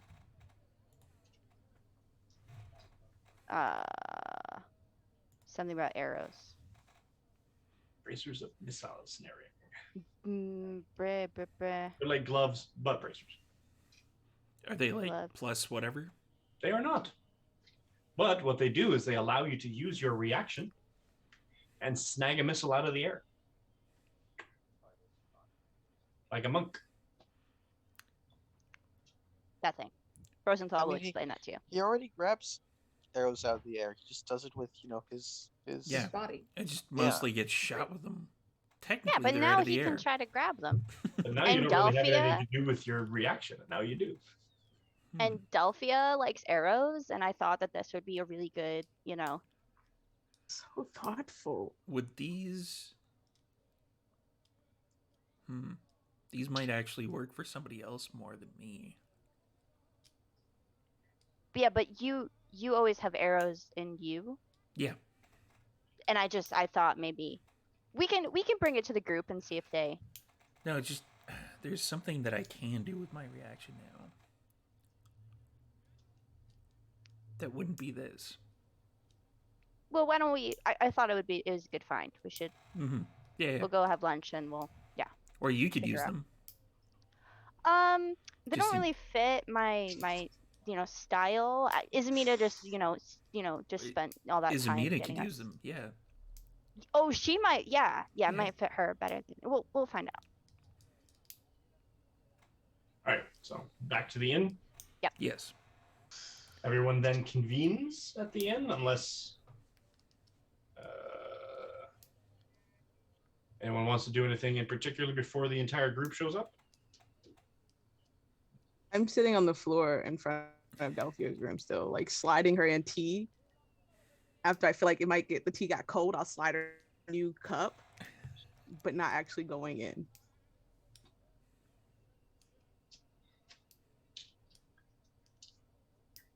Yeah, she's just not feeling. Seems to not be really feeling sociable. 100% makes sense. But everyone reconvenes at the inn. At this point, unless there's anything else pressing, Yes, would be a good point. Oh, sorry. Go ahead. when everyone reconvenes, Yep. I assume we're like sitting down eating or something then. So Zanelle takes her cup of tea. How was the shopping? Not bad. Yeah, it was all right. Yeah. I'm sitting there working we on the got these- doctor's clothes. Yeah, we got these really cool things, and he'll point at Malik's. Thanks. Bracers. Bracers. Ooh. They'll help you like catch arrows out of the air. Can you I do don't that? know. He's pointing at Sanel. Yeah, I can totally do that. You can Oh, already. so Amazing, cool. amazing ability. Who can't do that? Hey, Most of us, I think, except you guys. Unless Delphia, I don't know. She's really good with arrows. She might be able to do that too. It's unclear. Marcos is just going to kind of get a slightly sour look on his face. She's good at shooting arrows, and rub his shoulder where she shot him. That's what you mean by catching arrows out of the air, right? Yeah, maybe Marcos needs it. Before we go any further, Zanelle kind of like straightens up her back. I want to say thank you to you all. Being with y'all has been an amazing experience. I'm truly thankful that I had the opportunity. However, and she like looks down, like a little sad about it. I think it's time for me to leave you all. I think it's time for me to go out on my own and carve my own path, my way to my own destiny on my own.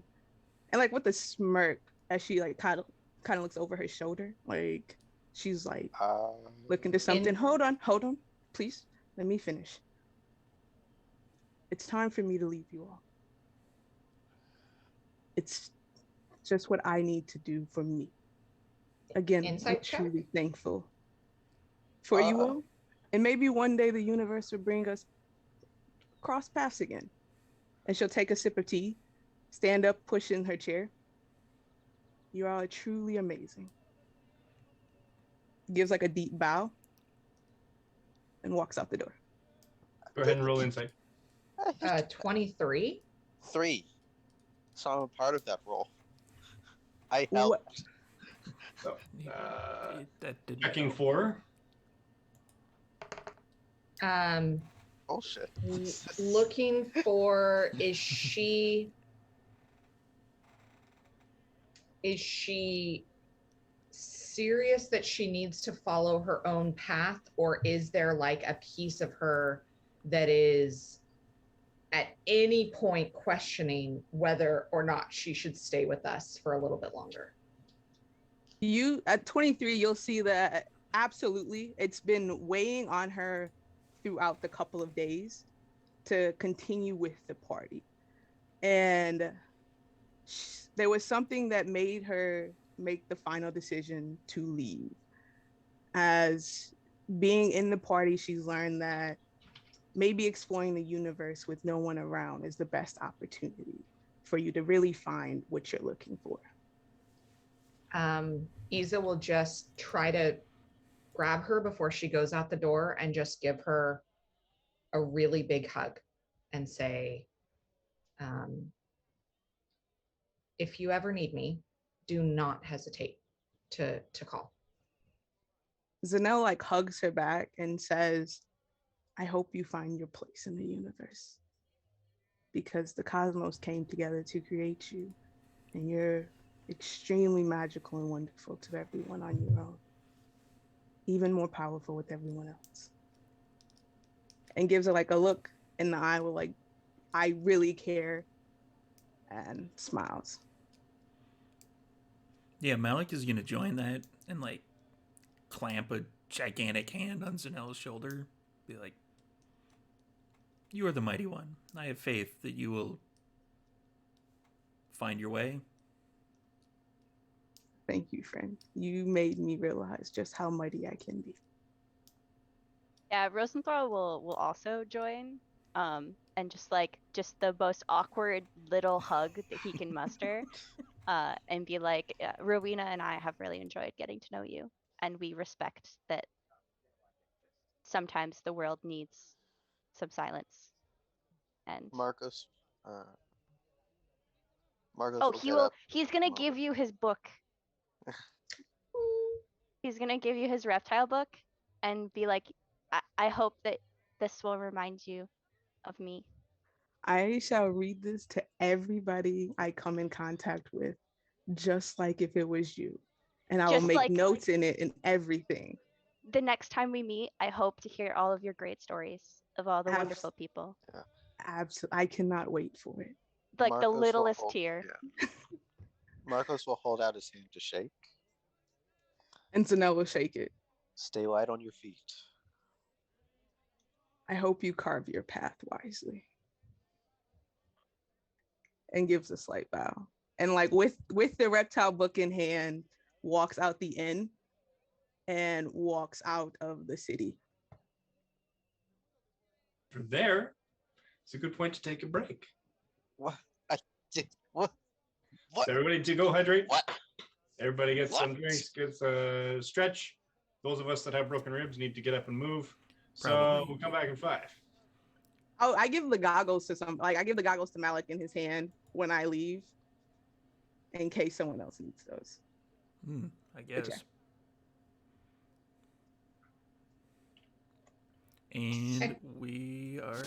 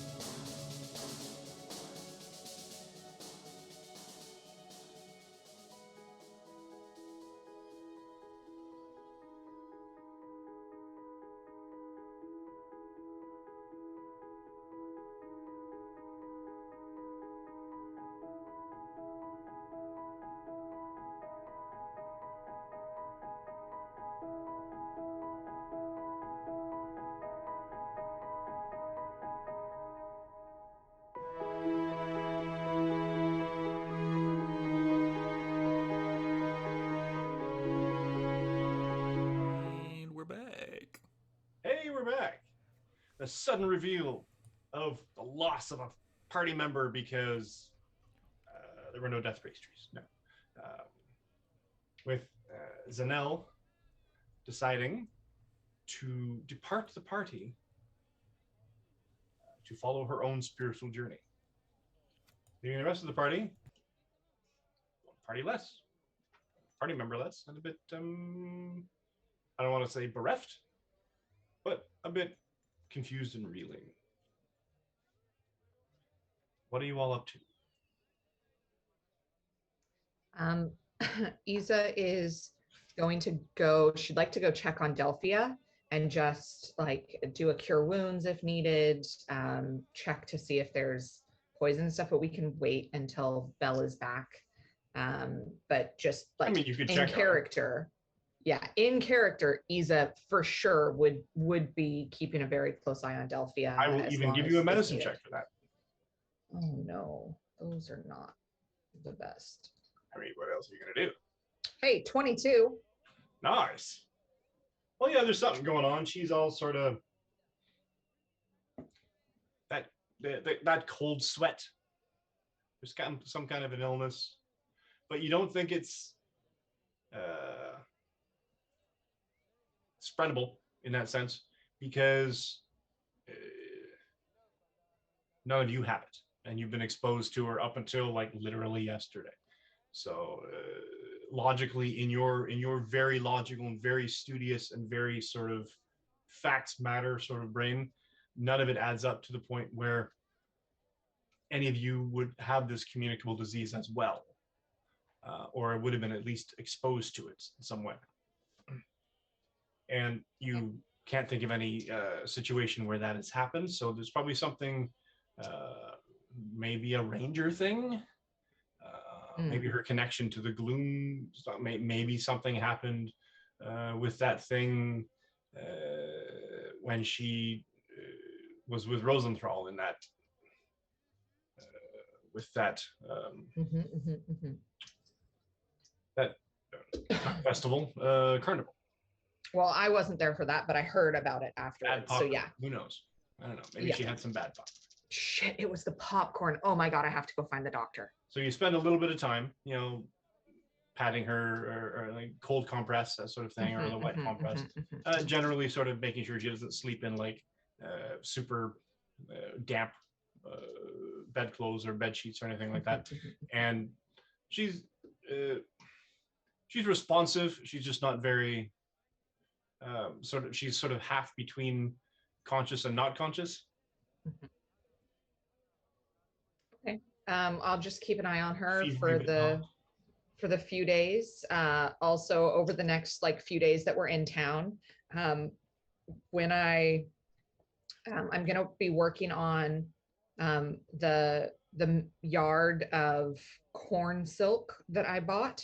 I'm gonna be working on something with that, doing more embroidery, and I would also like to go find, if possible, I'd like to go to a jeweler, I don't care which one, and order some pewter or silver, small, pocked, like round,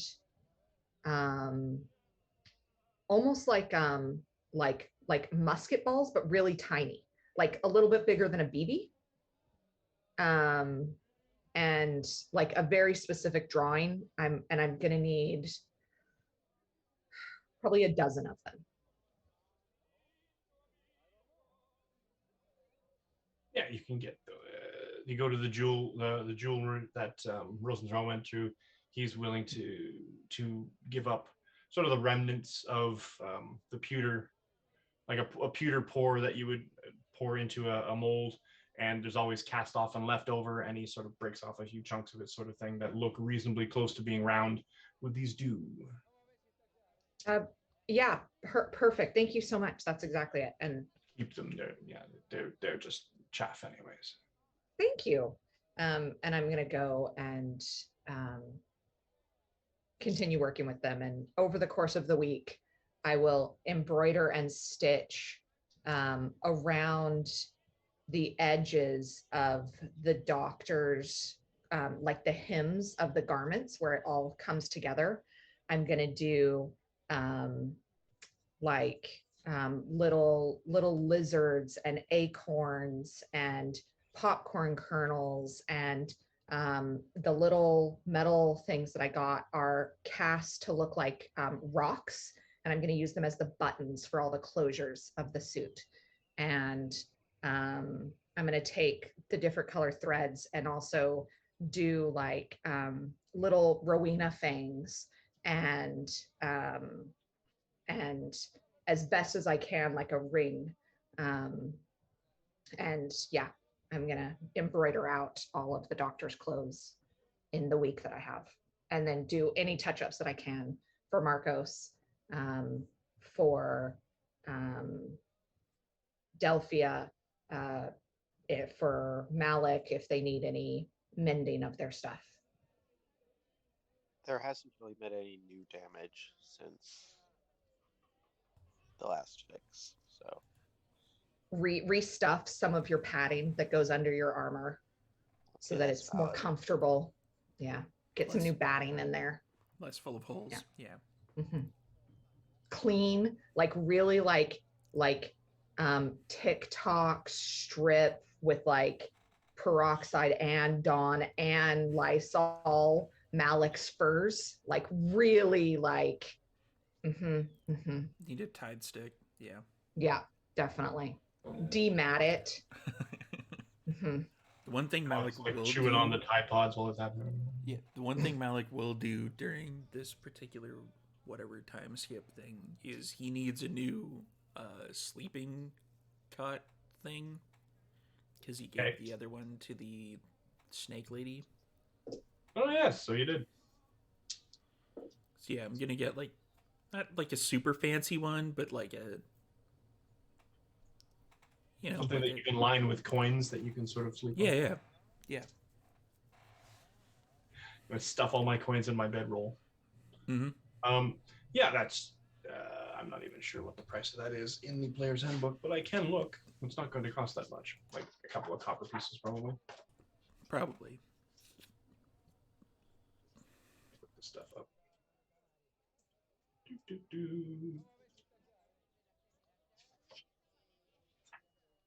5 silver pieces. Look at that. No, a bedroll, 1 gold piece. 1 gold piece. Yeah. Holy crap.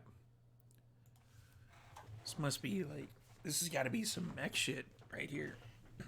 I mean, it is a trader, an import-export town sort of thing, so everything's going to be, marked up a little bit just to kind of move stuff. Rosenthal is gonna, after Zanel leaves and we've stopped crying, he's gonna give each person 230 platinum. Oh, from the gems. How much? 230.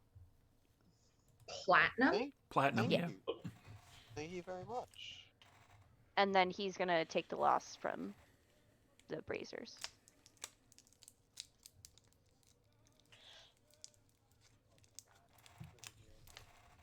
See, Malik doesn't do the math very well, so he's going to be like, thank you. And then it goes in the bedroll. Isa would definitely go back and buy the bag of holding.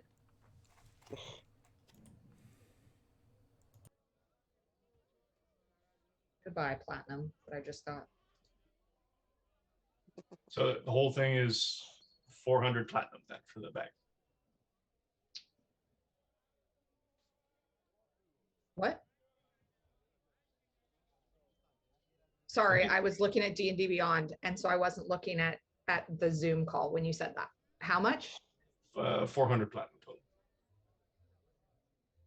I thought the bag was 2,000 gold. Oh, maybe. It was. Right. Yes, it was. Oh, my bad. My mistake. Yep. I was looking at a different price. Oops.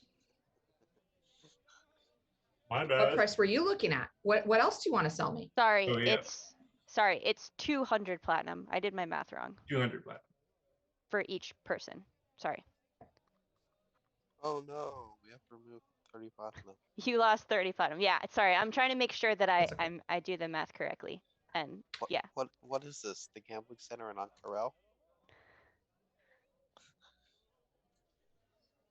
Okay, perfect. Then that is everything that Issa's gonna do. And have we heard back over the course of this week from Uncle Shakespeare? Or from the magistrate about the raid on the Veiled Society? We can say as well that you participated in a certain amount of that. Moving on the Veiled Society based on information that is gleaned from members of the Radu family in their interrogation, because of their arrest, because of their identification, because their stool pigeon sang like a stool pigeon. Or didn't, but he was coerced anyways because magic. And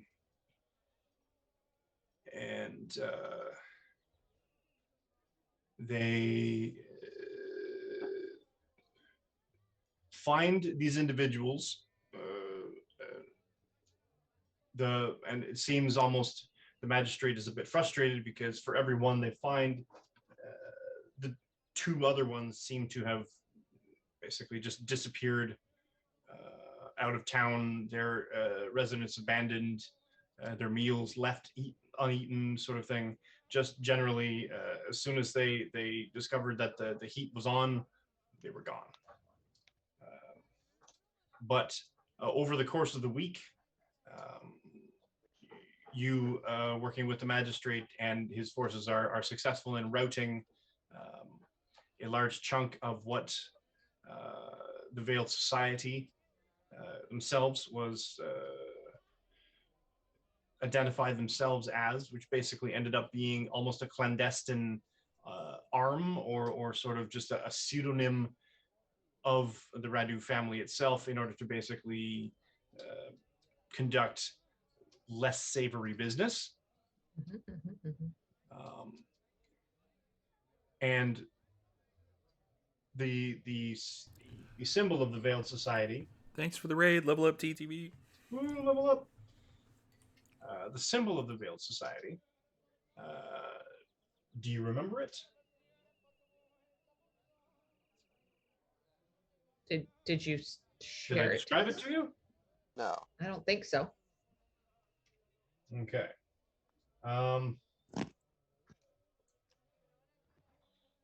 It ended up being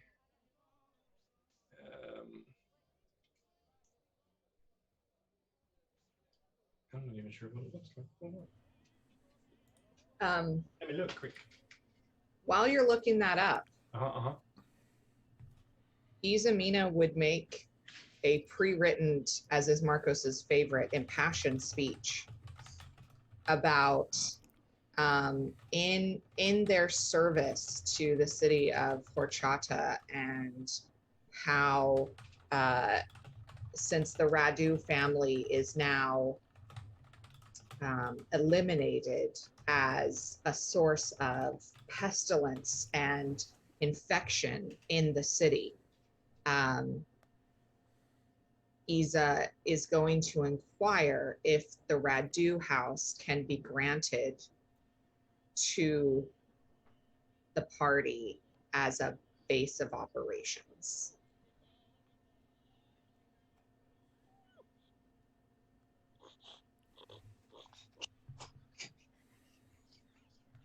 Strongholds and followers.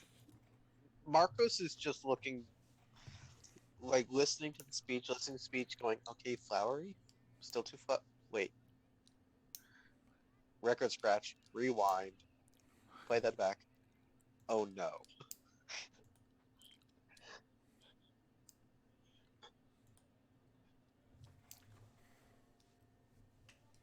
Yeah, so just like a very impassioned speech about how having the service of the Amber Confession with a more permanent fixture in the town only goes to increase the importance of horchata as a local hub of activity, and being able to be of service to this community and to the larger trade route would be mutually beneficial. And therefore, if there is no other plans for the Radu house, I would be willing to accept it as accommodation and as a sign of goodwill on behalf of the Amber Confession with the city of Horchata to develop further diplomatic relations and protection. Give me a persuasion check. Why have I never picked guidance in the morning as a spell? With advantage. Okay, guys. Okay, Christmas All dice. comes down to this. Don't fail me.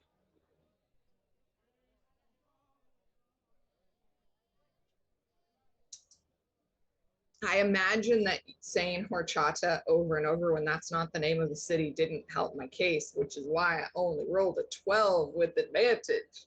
12. Okay. I rolled an 8 and a 7. That's not fair. All right.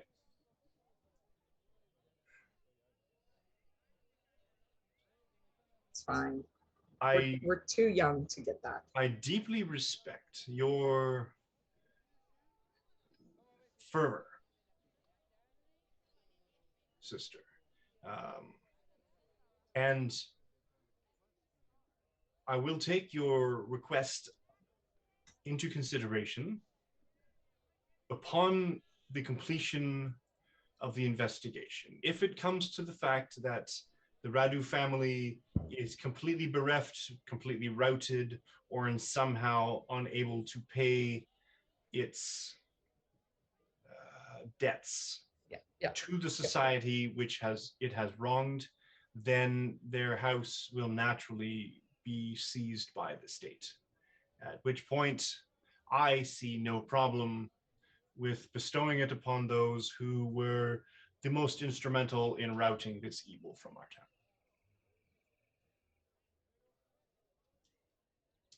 But the investigation must finish before that can happen. Thank you. So your answer is yes, but let's see if they actually manage to make themselves look better. I understand. The symbol of the Veiled Society is odd. It's kind of just scratchy in a sense, where it basically has a circle that's sort of connected to itself by one end being like this, sort of a Y, and the other end sort of tapping into it. So it almost feels like an extending circle. A symbol of, I'll have to draw it onto a sketch of paper, where it's basically, it looks like a W with 2 extra arms attached. Mm-hmm. A tall W, a curving X. And you're not sure, I mean, there's no connected iconography to any of that you can find, but that seems to be the prevalent symbol among all the other things. Unless any of you has a background in, I don't know, criminal behavior. In what? Anyone have a criminal background? Nope. Says Delphia. I'm good with books. Yeah.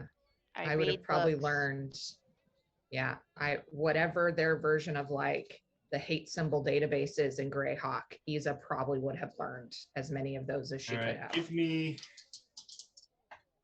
this one's obscure, so anybody who's looking for it, excuse me, history check with disadvantage. I cannot say no. With disadvantage 17. Can I trade it? I'd rather have the house. With I got a disadvantage, 20 with disadvantage.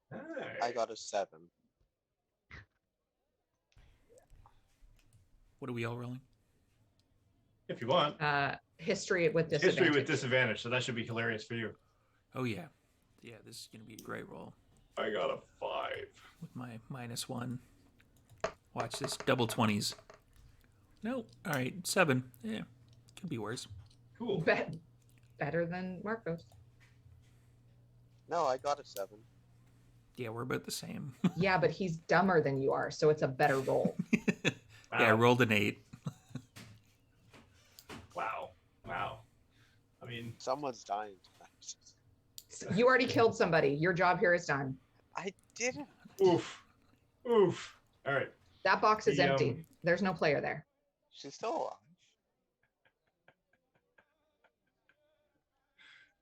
Is it gone? Oh yeah, look at that. Yeah. Okay.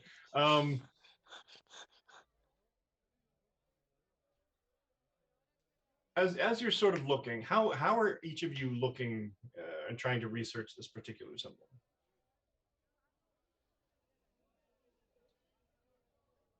Are we doing this on the spot here in front of the magistrate, or? No. I mean, it's over the course of the week. You're sort of Oh, curious about it. books. You keep seeing the symbol. You're like, maybe we should look into see what that's about.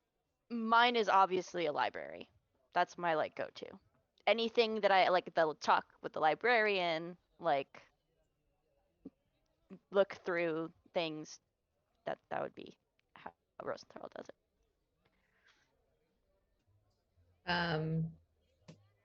Isa would use that new sending. That is so handy. And contact Win, and let Win know first off that she's going to be delayed.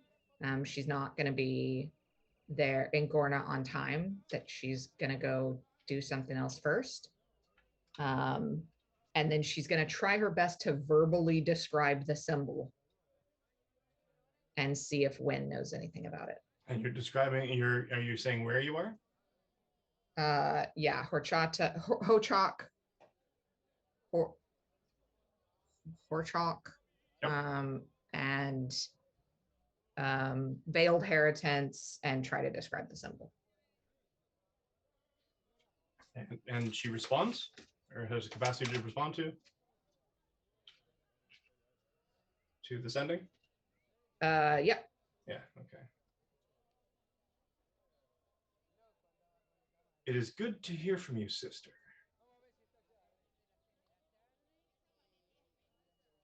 Much has changed.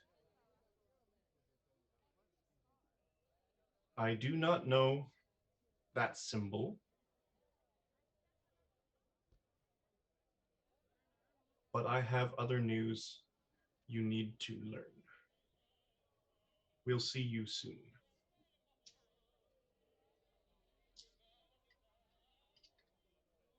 Is it an emergency that I need to come see you first before I go find the asteroid?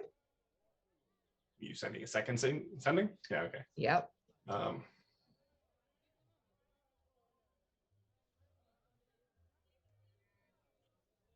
Can't explain. Am coming to you.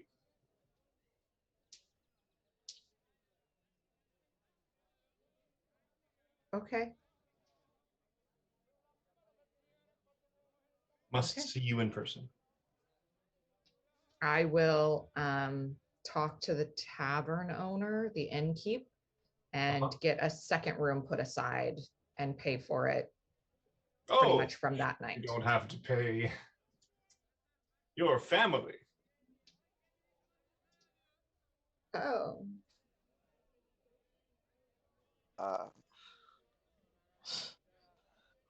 In fact, the Toronescu family has been bankrolling this entire inn since you got here. We're good for Great. business. I will send my thanks to Uncle Ro.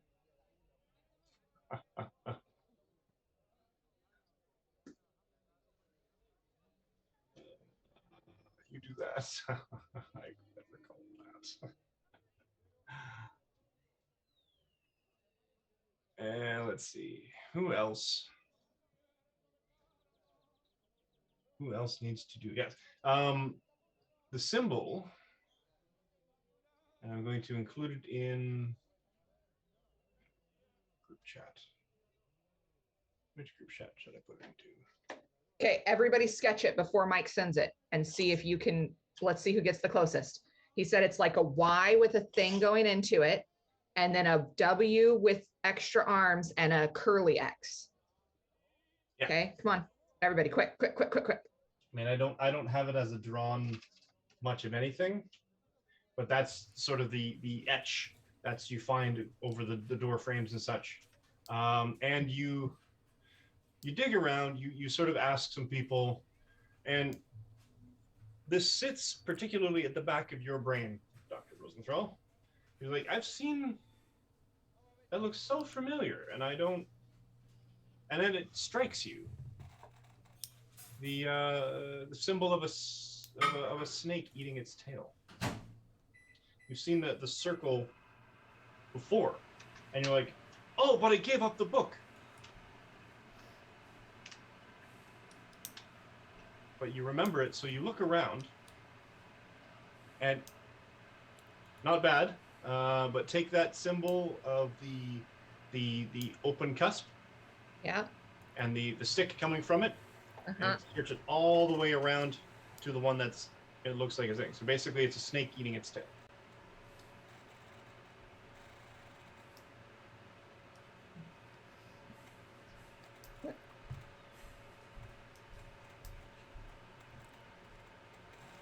Well, now it just looks like a Brontosaurus embryo.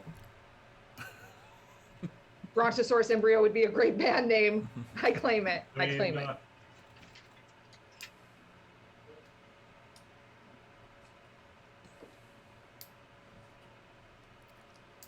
I mean, it gets a little complicated. Are we getting closer or further away? Let's see if I can see my own thing here.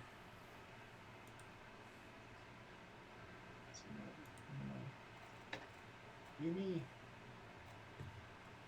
And that's the Veiled Society symbol, right? That's the Veiled Society. That's the sort Okay. of the extra. Is it Veiled Society or Veiled Heritance? Veiled Society. Thank you. Evil McEvil face. Don't ask. All right. The magistrate's going to rename it the David Attenborough. That's reversed. Oh, Okay. right. It's the yeah. Okay, And right now I'm gonna get rid of this. I'm with you. Exit full screen. Okay. And I'm going to include the remembrance of what Rosenthal remembers in chat that I seem to have just completely lost. There it is. Cirque and Singlis had the best. I wish there was like a game awards thing for best chat interaction, because their version of the symbol in chat text was the best. Nice. No, I see it. Yeah, no, I mean,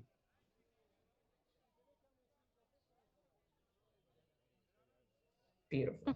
Beautiful. you got to turn it all on its side though to really, yeah, okay.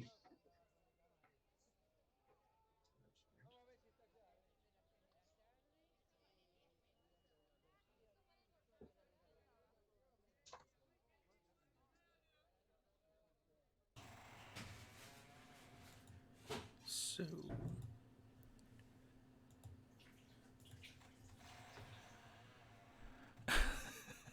All right. they're using Greek letters. Stop doing that in chat. You're going I'm to summon a just demon. I'm just borrowing this from Sarah Ann Lawley, a little symbol. So I'm going to credit that in some way, or unless I block that out, but I'm going to credit her anyways. But I love the symbol. So Gotcha. we will show that. It's in the Discord chat. Thank you. Okay. Oh, that's so cool. Oh, We have been walking around the city of Horchata seeing that carved into doors, Not like I mean the rough version. door frames. Just like a carved circle with the Y at one end of it, sort of thing, and then you can see how with a slope and then a W to syndicate the fangs of a skull of a snake, and then another sort of slope off of it, sort of thing. It's very rough when you carve it in, but you just want to carve it in. You're not gonna paint this. Oh, okay. Yeah, that's very cool. I've had a thought. Oh, jazz. Marcos is going to go to Izamina. Do you have a sending spell? I do, yeah. Okay. Storytelling question. Does she have to know the person herself, or if she's given a really solid description, can she send a message to that person? That's very interesting. It says to a creature with which you are familiar. And this is going to come down to your homebrew interpretation of this, because there are some fairly big shows that allow that if the person is well enough acquainted with the person describing them, that counts. So it's totally up to you. I would let that go, yeah. Okay. I am going to describe.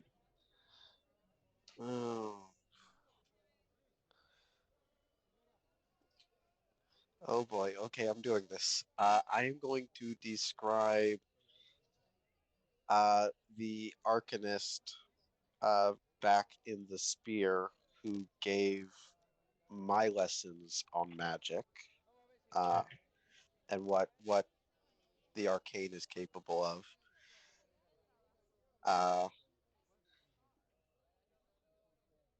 She might be able to maybe help with this, figure out this symbol. I think there might be some connection with Orlane with the serpent imagery, but maybe I'm just being paranoid.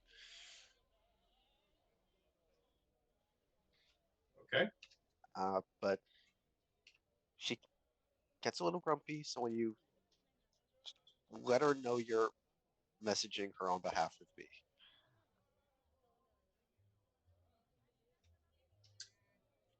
In 25 words.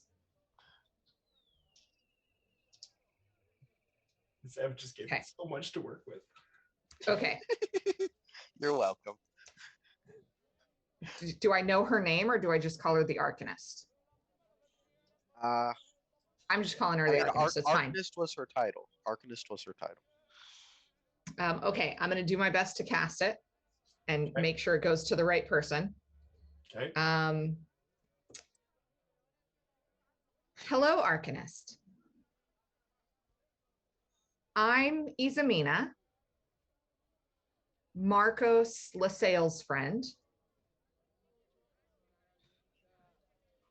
He is curious about serpent imagery, specifically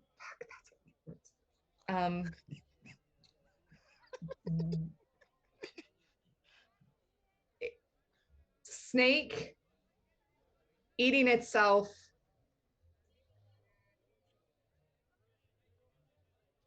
cursive YW.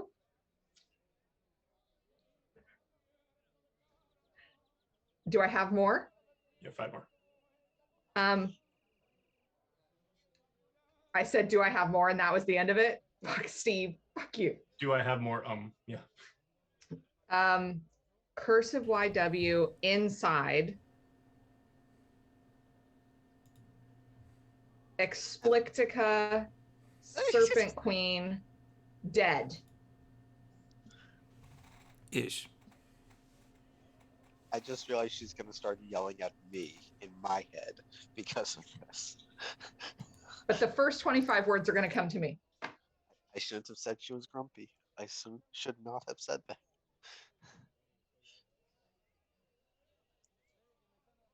What have I done? What have I done? Don't know who you are. was his friend. I said that. But if that scamp is causing trouble again, so help me. Tell him I don't know anything about. Wait. That's it. And then you get another message back. It's like a pause. That's her like one Actually, slash you would get question mark of like in doing your a head, tweet. Marcos.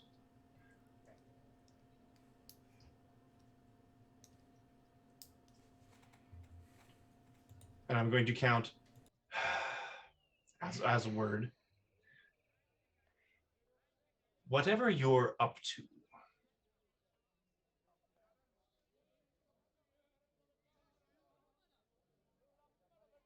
I don't know.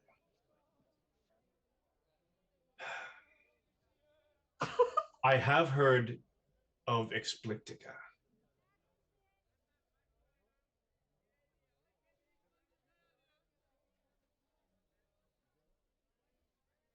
That she is finally dead is surprising.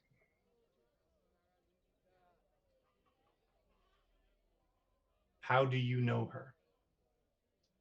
No, her doesn't come through. How do you know? How do you know? Spot her in Orlane. Believe struck down. Cult dispersed. In Hochak, serpent imagery repeats. Connection possible, unconfirmed.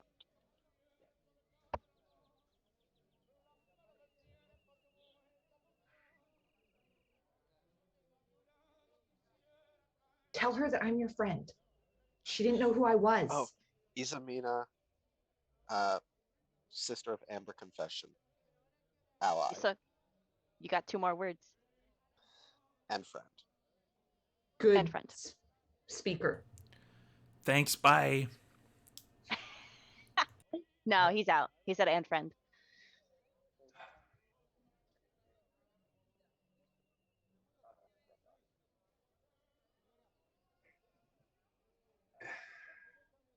That's 2.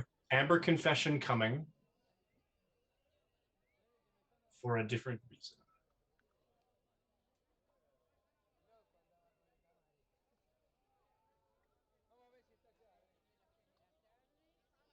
Connection between symbols and cult? Probable, though unsure.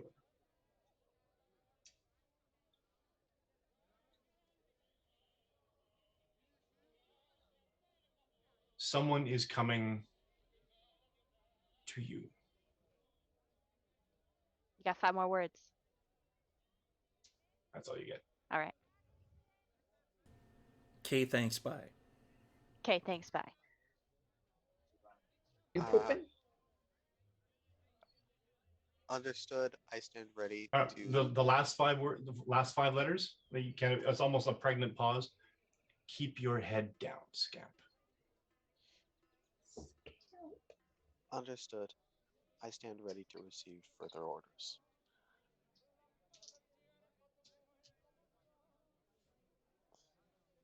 And then Marcus just sits there looking kind of pale.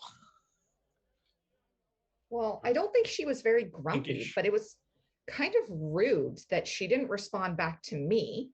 I was the one who sent the message. Like, she dropped me and then CC'd you on it. That's impolite. Damn it, Sarah. Is there someone from the Amber Confession coming? Yeah, Wynn said that I didn't have to go all the way to Gorna because we want to go see the asteroid. So she's going to come here. She's Okay. kind of like my mentor, Okay. I hope. I believe I should not be around or in the room when your mentor gets here. Why? I have my orders. I'm supposed to Your lay low. orders are to hide from my mentor? My orders are to keep my head down and lay low. Someone's coming from my end of things. Do you... Why wouldn't you be allowed to meet my mentor? Are the followers of Vathras, do you guys have something against the Amber Confession? Not specifically. Insight check.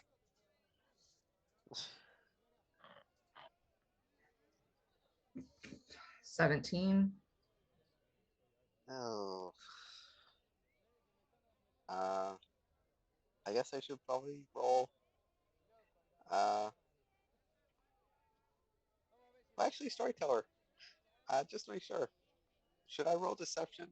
Would you say Vathras is, or the Order of the Spear, the servants of the impaled god, are not necessarily tremendous fans of the openness and honesty of the Amber Confession?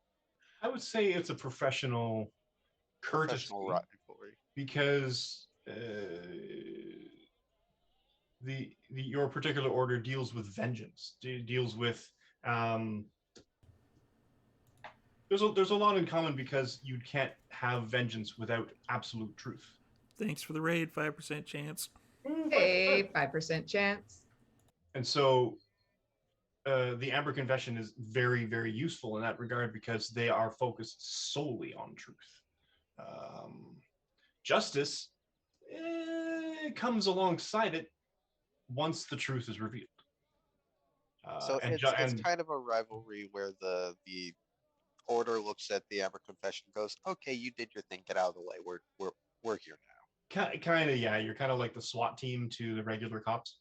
Okay. You're like, yeah, okay, you guys are great. Do your beat cop thing over there, and we'll handle the bad shit from here, because we are now about vengeance. If it becomes a thing where justice cannot be served properly, and vengeance is the course of action, then that's when you step in, and your order would basically walk in and clean house. But at the same time, some of the elders of the order of respect, somewhat begrudgingly, because they really like to do the vengeance thing, that sometimes vengeance isn't the proper direction when the law dictates that justice must be served first. When there's no victim, necessarily, in that regard. I think I call it a professional courtesy to just stand aside. Also, thanks for the raid, the Nerd Asylum. Hey. Quick question. All right. Isa's going to be a little bit unsettled, because she has considered her and Marcos to be fairly well aligned in how they have done things once they figured out what their roles were and built some trust. So she's going to be a little bit, a little bit unsteady now, and missing Zanelle and her wisdom for sure. But yeah, she'll wait and finish up and keep working on the thing that she's making out of the corn silk until her mentor arrives.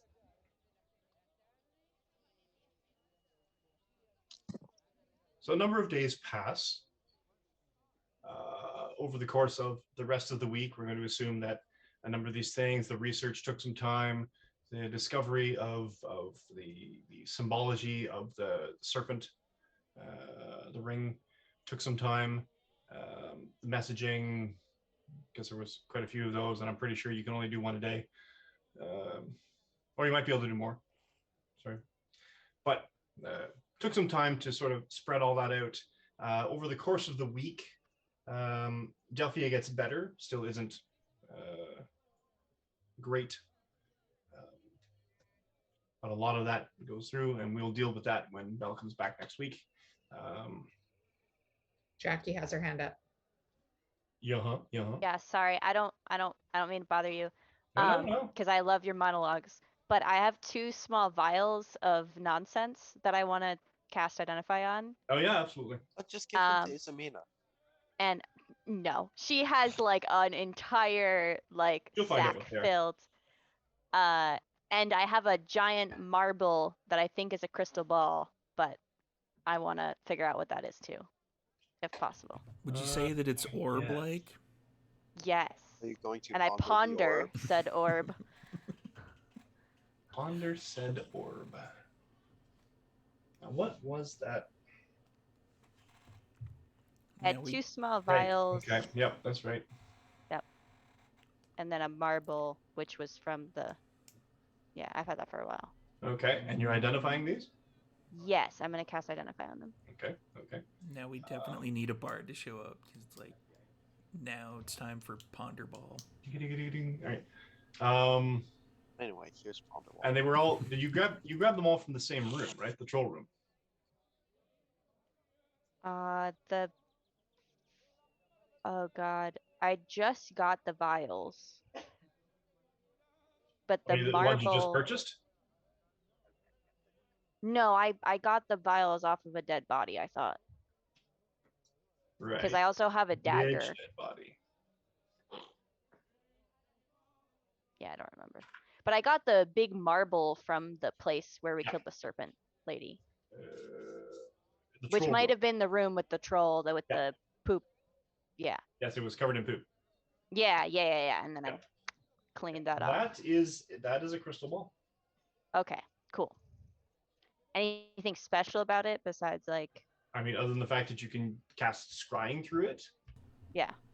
No, it's just a plain old ordinary, run-of-the-mill, average, boring crystal ball. Okay. Is there like an eye that's wreathed in flame looking through it whenever I see you. Not that you know. Well, you cast Identify on it, right? Fool of a toque. I did. I mean, chat, should I throw it? No. It is just a crystal ball. Okay. Don't ask chat. And then Pull, Steve. the 2 vials. 2 vials. Do you remember what they looked like? No, that was all. I have it next to when I got the ornate dagger. Ornate dagger. Where was the ornate dagger from? This was after I got the ring of protection. I have chronological order. I don't have where I got them from. Where are they in relation to the crystal ball?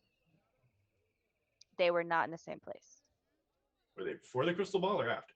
No, they're way after. They're like just recent, like just a few episodes. I'm trying to remember where you got the ornate dagger from.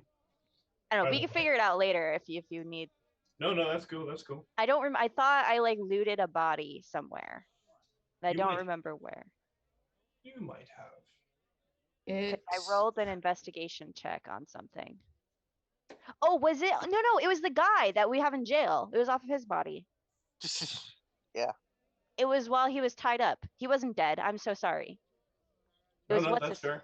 He was dead inside. The 2 Oh, potions, he's the jewel going to dagger. be- Yeah, okay. Yeah, that sounds familiar. I stole 2 vials, which I think are supposed to be his like speed The up stuff.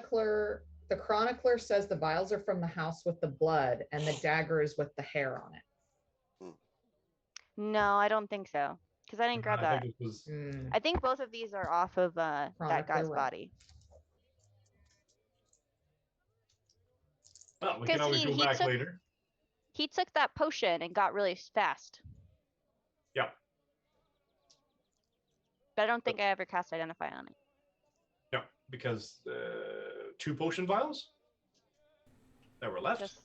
Yeah. Yeah. The Okay. Borley house. There is a poll in the chat. What is the poll in the chat?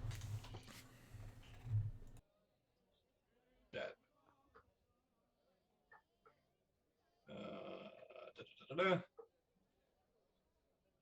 I don't. Where's the poll? I don't see it, but that's okay. It's up on the top. Oh, you have to like click on it. Yeah, right. Ponder the orb. That's what it's for. Look into the orb. What's the worst thing that could happen? Stare into the orb. Long enough Serpent the eye. orb What? stares into you. Exactly. The 2 potions are potions of healing. I do Just, like, remember you flat. moving them from Buddy. He only had 1 potion of haste.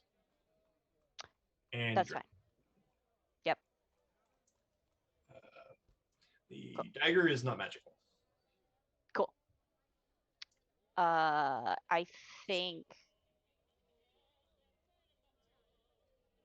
Yeah, that's everything I have to cast. Yep, I'm good. Okay. And over the rest of the week, you acquire your various things.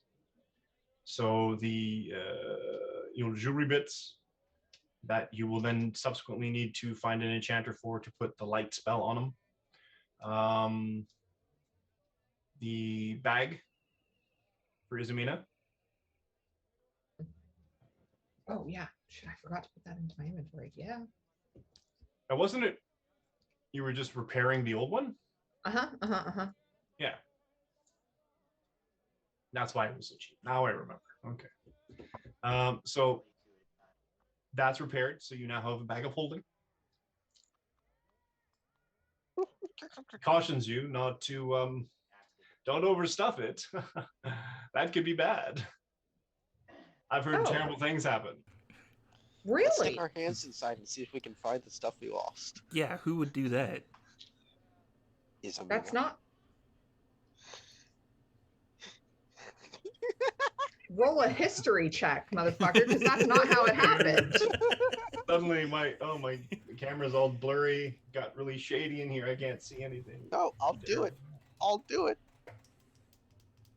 6. That is absolutely how it That's happened. absolutely how it happened. Absolutely. Yes. Beyond the shadow of, I think, I don't know, it might happen that way. Who knows? I don't know. Point is, so you have a bag of holding. What else? There was Alec didn't have bracers. There was the clothing was done. I also got a small bag of holding. Had a small bag. Yeah, your pouch is finished.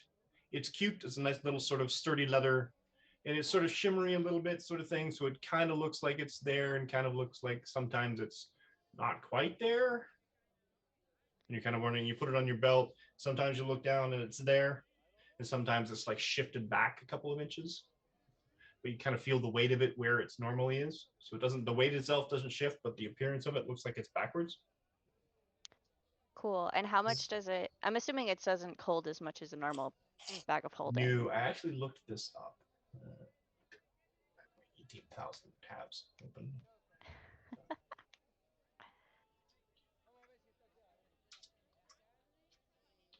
I'm calling it a pouch of holding instead of a bag of holding.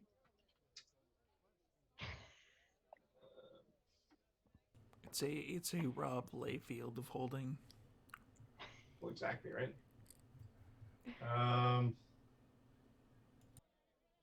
Says a pouch can hold up to 20 sling bullets or 50 blowgun needles normally. So your difficulty is going to be can hold up to 6 pounds of gear in normal pouch. So this one is going to be able to hold significantly more, but is limited by size. So anything you can put, basically anything you can get past the neck of the pouch, you'd be able to put in there within reason, because the pouch itself is only going to be like what, it says 1/5 of a cubic foot. So you're not going to be able to stuff a spear down there, Mary Poppins style. No, my plan is to just put coin. Yeah, it should be able to hold, I will say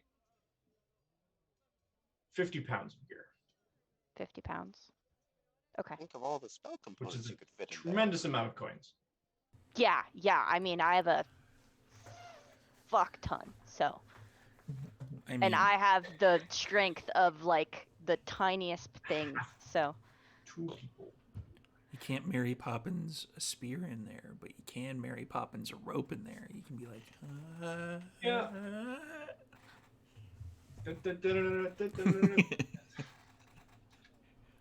pulling out all like 50 miles of flag string. Yeah. All right. Was there anything else over the course of the week that people were waiting for? I'm trying to remember. If we're gonna be here for the week, I'll probably like talk to them about my mall. Get that done. What done? The plus Enchanting one. your mall for a week? Sorry. Enchanting your mall? Yes. He already told you he couldn't do it. Oh right, that's right. He was saying, you you know have that to guy, the dwarf. And, have to bring it to my uncle. Yeah. Once we get the meteor. I mean, What? Yeah. what? There is something I want to do while we're in town, but I'll just message you about it. Okay. Curiosity. 15 minutes. All right. Let me see. The week passes relatively, I'm going to say semi-stressfully, because you're sort of anticipating, you're not sure when everyone's going to show up. Mhm. Or to what degree. You go about your regular day-to-day stuff. You finish some remnant things for the magistrate. Magistrate, over the course of the week, determines that the Radu family has basically what they didn't round up of guilt that they could prove. The Radu family itself fled, more or less, in a sense. They just sort of abandoned post when the Veiled Society people started basically getting caught and getting routed out. You find, and the magistrate reveals over the course of the week's investigation, that the Radu, the Veiled Society specifically, this serpent group that you've identified symbology wise, apparently had been smuggling people along the waterway down the river to unknown purpose or destination, but they sort of have been, they increased the watch, and once the Veiled Society was routed and identified, and basically their shops confiscated and etc., they discovered in, under the floors of such, some villagers from nearby towns. Let me find the town. Right map in front of me.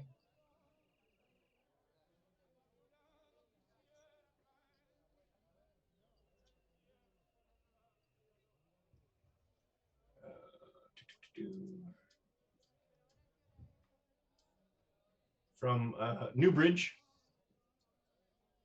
and someone as far away as Enderlin or Enderin. And these people were their stories all seem to be similar. They were captured, they were jumped, or somehow seized in their sleep, or while staying at a local inn, and transported eventually by river, or by horse, by cart, and eventually by river to Hochok, to then be shifted to another either river passage or carriage passage or wagon passage, to be taken, according to the individuals that underwent basically a truth spell, zone of truth, to further down the river to meet at Keeler's Keep, with others from that would be coming from Orlane or Stonebridge or towns of that from that direction, and then further south.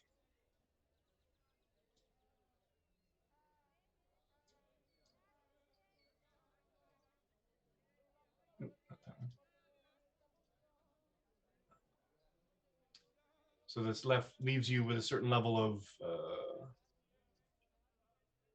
pondering, I guess, and unfinished or unanswered questions. It seems the smuggling of people, of slavery, to be a slightly larger issue than just a simple serpent cult. And you're sitting there one morning, evening, let's call it an evening. You're sitting there at dinner, sort of pondering all of these things. And a couple of armed, military-looking, armored soldiers walk into the inn. And wordlessly, they start moving around, shuttering the windows. Marcos, you recognize the sigils on their armor. Same sigil as the symbol I wear around my neck. They are exactly the same symbol. And these two soldiers are they start moving around, shuttering all the windows. The barkeep's like, what? Okay, this is happening, I guess. And then two others come in, scan the room, step to one side on either side of the doorway, and in walks your father. Boy, this isn't the best lodgings I've ever seen, but it'll do. Father, I was not expecting to see you. I don't doubt it.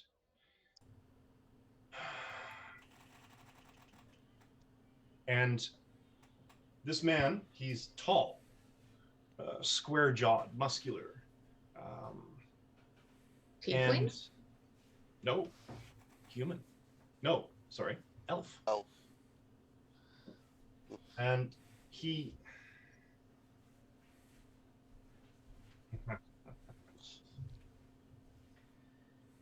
Ismina, roll me an insight check, please. I don't want to. This is just gonna throw off Dr. Rosenthal's entire thing. Like, just not. Because this Instantly, man as soon as he hears Marcos call him father, it is book time. It is like, whoa, well then. All those brand new notebooks that you bought this week, right, Doctor? Those Yes. notebooks you bought? They're So I can now, write down all of That's this right. nonsense. Insight of 27? Nicely done. You rolled natural 20 on it? No, my insight's Dang. plus 10. I rolled a 17. Oh, only a 17. Dang, okay. Yeah, no, this man, and this dawning happens almost at breakneck speed, simultaneous. This man looks so much like your mother, it's uncanny. Just as My mom? as your mom. Just as he stares at you more intently than you've ever been stared at in your life, and he says, "Lass? No. Well, you look so much like your mother." And that's where we're going to end it tonight, I think. What the hell? I literally feel sick. I like how Jazz just pops in at the end of the episode. Like, What? what the fuck? What? I want you to know I was biting on this the whole time. Like, I love this already. In my defense, as a dungeon master, I was told by my players that I had pretty much free reign It's true. to add them to storylines. So I decided to connect two of them. Love it. Love it. Yeah, that's happening. Somebody I'm- cash out I'm Mike shocked. right now. This is amazing. I am shocked. I am shocked. I thought I I, have had been one sitting on big that. twist today. Almost from the beginning of this whole entire campaign. And I'm like, how can I get this to happen? Oh, they're letting me do it. Okay. Oh This god. is a thing. And Did Oh, you no, know best your part- dad was an elf? Yeah, I knew that much. The best part to everyone watching, everyone in the campaign, is that their last names are so similar, and they came up with them completely independently. LaSalle and LaSalle, and I'm like, oh come on, you're just like feeding me this. You expect me not to use this now? No, It was like an elvish to tiefling infernal translation problem. basically- that's probably why it just Yeah, sound it's the could've been. actual Yeah, it's the no. exact same word. It just There's a sounds reason different. for it, but we'll get into that, exposition time next week or something. Whenever Sarah picks her jaw up off the floor. And he showed up with my brothers of the order. Not family brothers of the order. Sure, it isn't. Yeah, I'm sure, Dad. Yeah, okay. Yeah. I mean, This is like at this when point, you everyone's take an related. ancestry and me test and you find out that You're related you've to been, tieflings. like- Yeah. Which to is boys, it's a legit concern that when you take related like, to boys, 20 that's 23 that wasn't and in me. my backstory. You Yeah. didn't have to make it personal. well, to now be you're just- fair, in your backstory, Yeah, yeah, the males, the men, the boys that are born yeah. are then just shipped away. No one knows They're- what happens to them. They're traded just- away just in left. strategic partnerships. Absolutely. Where do you think they go? You never really thought about it. They go to a farm upstate. Everyone Yeah, does no, that. they're traded away strategically depending on where they're needed, right? Like some of them are Sure. are given as squires, but I mean, some that's of exactly them what you were told. Yes. As far as I'm concerned, this is great lore for Rosenthal. Like I have never been given such good stuff before. This is Yeah, no, the doctor now is trying to figure out how you get a tiefling from an elf. oh, he is so golden. Yeah, Oh, Zanel God. is like, okay, I'm going to find my way on my own. Rosenthal is like, I have to follow you guys. I because will never leave you. I have You no are idea what's my- going on. You and I are my need to write next it all down. paper. I'm writing a fucking book about this. Oh, this is great. Sarah, you Alright. okay over there? You've never really been like this quiet for so long, you know? I'm having feelings. I can't wait for this role play to happen. There are feelings. At this point, it's really a toss-up. I Who's more am- confused? Is Amina I or am Marcos? so glad that I don't have to go to work tomorrow. Like I want you to know I already love the father. He's now my favorite person. Yes, he's a complete. Um, I've written him up, and he's a complete. Shaz, are you playing Marcos's dad? Because I don't know if I can. If you're my uncle, I'm gonna cry. You know, I can't say anything until If it's you're playing revealed. my dad, you're gonna die. I told Mike I fair wanted to take warning. a complete left from Zanel. Complete left. That would be a complete Uh, left. That would fit. I mean, That's that's it, also right true. there. Yes. I mean, was this like, would I be have the taking perfect multiple person class for you. levels an asshole. And you rarely have these moments as a DM when you completely flabbergast your entire party. That was So beautiful. I'm just That was it's just me beautiful. basking right now. So Twice. There's been like 3 or 4 of those this session alone. There's been like the Malik getting messages from Shiny Beard or whatever, Yeah. and then the cat. Uncle Sparkhammer. Yes, Spark Spear. Uncle Yeah. Sparkhammer. Sparkhammer. All I wrote down was that he might have spells I can get. Yes, that is. It's entirely possible. Yeah. That's all I wrote. I love the doctor so I wrote, much. Mom is Mrs. Stone Reaver, and Uncle sounds like he might have spells, and that was what I wrote. I mean, Uh-huh, yeah, you know, uh-huh. disseminated down to the finest points. Yep. I would like Yeah. just like a book of the doctors, and like you write it in as the doctor, so I could just see everything. Oh, yeah. he goes through. Rosenthral's Treasury of Dragonborn or something. When we get someone to animate the whole series, we're just going to have like the feather just going through and writing everything. Yeah. Isa's symbol for today on her tabard is just going to be like Jerry Question Springer's marks. face. Or that It's going to be like Maury Povich. That's. Mm-hmm. This Yeah. is Mhm, amazing. mhm. open mouth Kevin, what's his name? Kevin McAllister, Mike. We're McAllister, near there it Christmas. Come on, man. You're killing me here. It's not a Christmas movie. I refuse that. It's totally a Christmas movie. They had Christmas Absolutely. lights and everything. What makes Arguably, it is Christmas? He less of a goes Christmas to movie Christmas than Mass. Die Hard, but you know. I mean, fair. Any movie with Alan Rickman is a Christmas movie. I'm just going to put that out there. It's true. You know, you're not wrong. So we have to watch the entire Harry Potter series. Yes. Yep. Yeah, because they're Absolutely. having their 20th anniversary get Christmas together. movies. Every single one of them.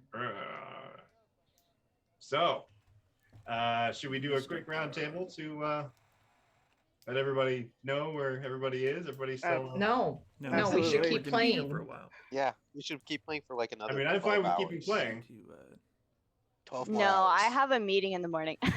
Ugh. I'm sorry. Next week I'll But I I'll figure stay up all night. we should involve get Belle back into this as well, so we can. Delphia has been like sick with the flu all week, and she walks downstairs as Marcos jumps to attention, and Isa is looking very uncomfortable. Yeah, that's To be Mhm. fair, though, any interaction between Izza and Marcos is generally kind of uncomfortable. So Hey, she'd be like, "Okay, it's Hey. Tuesday. It's fine." Yeah, I mean, what did they do? What happened now? I mean, is Beautiful. he Now her you have- twin? but now you have. Are a they reason. twins? Who? Are who twins? Uncle Crazy Pants and Sal and Lass. Are they twins? No. They look alike. Are they twins? No. Because Marcos doesn't look anything like me, so we're like cousins. Well, yeah.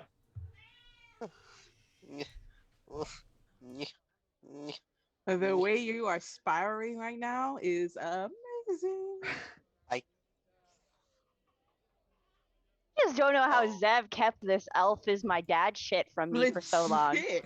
Like You he never watched asked. me for 3 Because or he's 4 got months. so much influence from the tiefling. Everybody's like, oh, he's got horns and he's kind of reddish skin. He must be a tiefling. No one asked. No one I asked was the other like, oh, side. yeah, of course. he's Well, a I tiefling. didn't think I had to. Man, you didn't have. Okay, well, that's just. We are But now you assuming. know. 34 episodes in, and for 33 of those, Dr. Rosenthal has been all over Malek trying to figure out the beard on the Dragonborn. And Marcos is just whistling and like, don't pay attention. The I am beard now. Yep, was the Sean, yep. tiefling we carried all along. Acting foolish Yeah, in no, our now, chat. now, Next week is a now the family doctor's- therapy episode. Yeah. Now the doctor's going to be pestering me about. Okay, so your dad's an elf.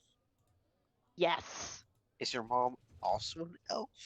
That's exactly how it's gonna go. You know it. And you know, That's I'm just- so excited for that interaction too.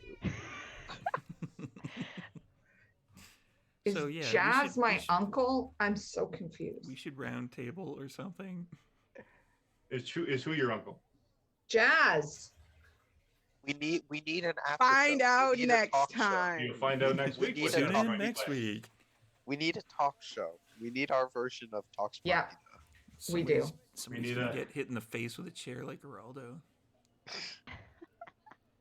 Yeah, that's a 90s reference. Parents who so- abandon their siblings to monastic orders. I don't on the know. next Jake Wellick. Geraldo. on the next They- Geraldo. Is your, Abandon is them your or give them partner better up for running opportunities. for hosting a talk show? Yeah. We got to get Singlis to host it because she's the lore Yes. keeper. Yes. Well, no, we need Singlis to be co-running it because we need a charismatic asshole to be asking questions. That's also Singlis. She can do both. 100% believe it. Just I'm got sorry. thrown under the Ryan. bus there, Singlet. All right. So let's go in reverse and start with Jacqueline. Oh my goodness. Hi, I'm Jacqueline, she, her. I played Dr. Rosenthal, he, him, human, wizard, warlock. I don't get to play the warlock side of things very much, but I suspect that will come out eventually. I just like the wizard side. He's so great. And I now have just an insane amount for him to think about and work with. That was incredible. You can find me on Twitter at istringivitis7. You can find me on Twitch at iskakilia. And here every Tuesday night with these fine folks. Jazz. Hello, I'm Jazz, she, her. I played Zanel, the human monk who is no longer with the party, but it's okay. Something's coming. You can find me on Twitter at Zoomain with 2 E's on the end. Excellent. Zev. Hey everyone, I'm Zev. I played Marco Sasale, the currently shell-shocked Tiefling Paladin. You can find me at on Twitter and YouTube at Bukari Gaming. I have given up promising new content because I have no idea when I'll have time to make any. But I'm on Christmas break, so I'll see what I can do. Yeah, to be fair, Marcos is just there staring at Dad because Dad's there. This is uncomfortable enough. The best part is for this fine lass here, Sarah. How you feeling? I literally feel sick. I don't like this. I actually do not feel good. Vibe check is going to take a little bit longer tonight, Mike. Yep. I'm here for it. I'm Sarah, she, her, I think. I don't even really know anymore. And I play Izamina Hassel, daughter of Lass, Mira L, member of the Amber Confession, science cleric, and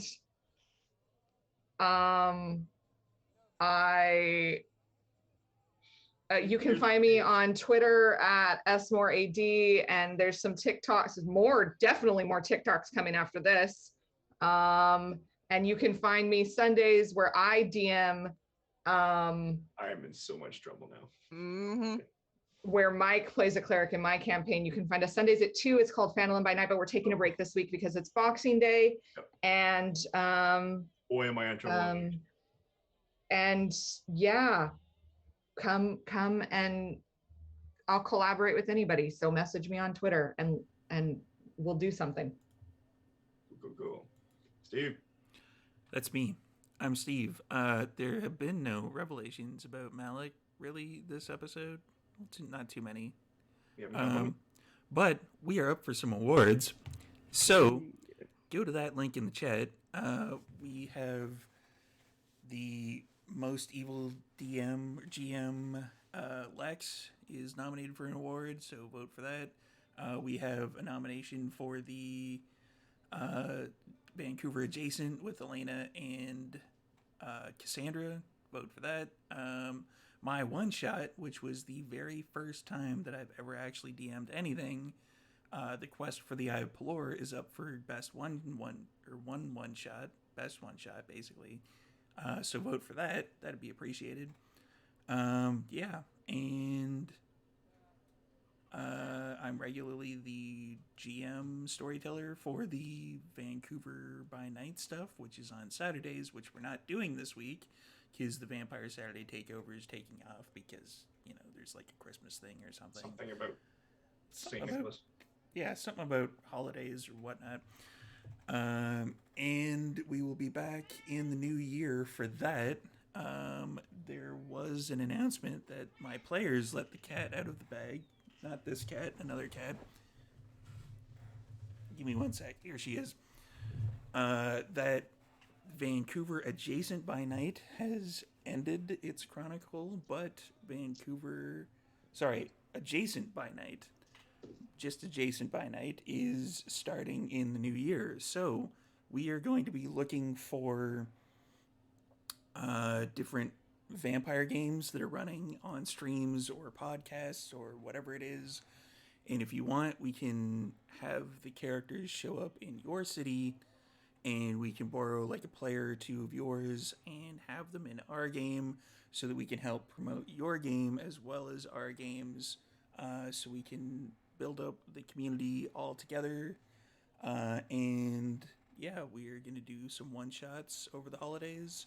Not on Christmas Day or anything, but we have a couple of those lined up. So yeah, keep an eye out for the socials, which are just on here. And yeah, we will keep everybody informed as much as we can. So that's it for me. Cool.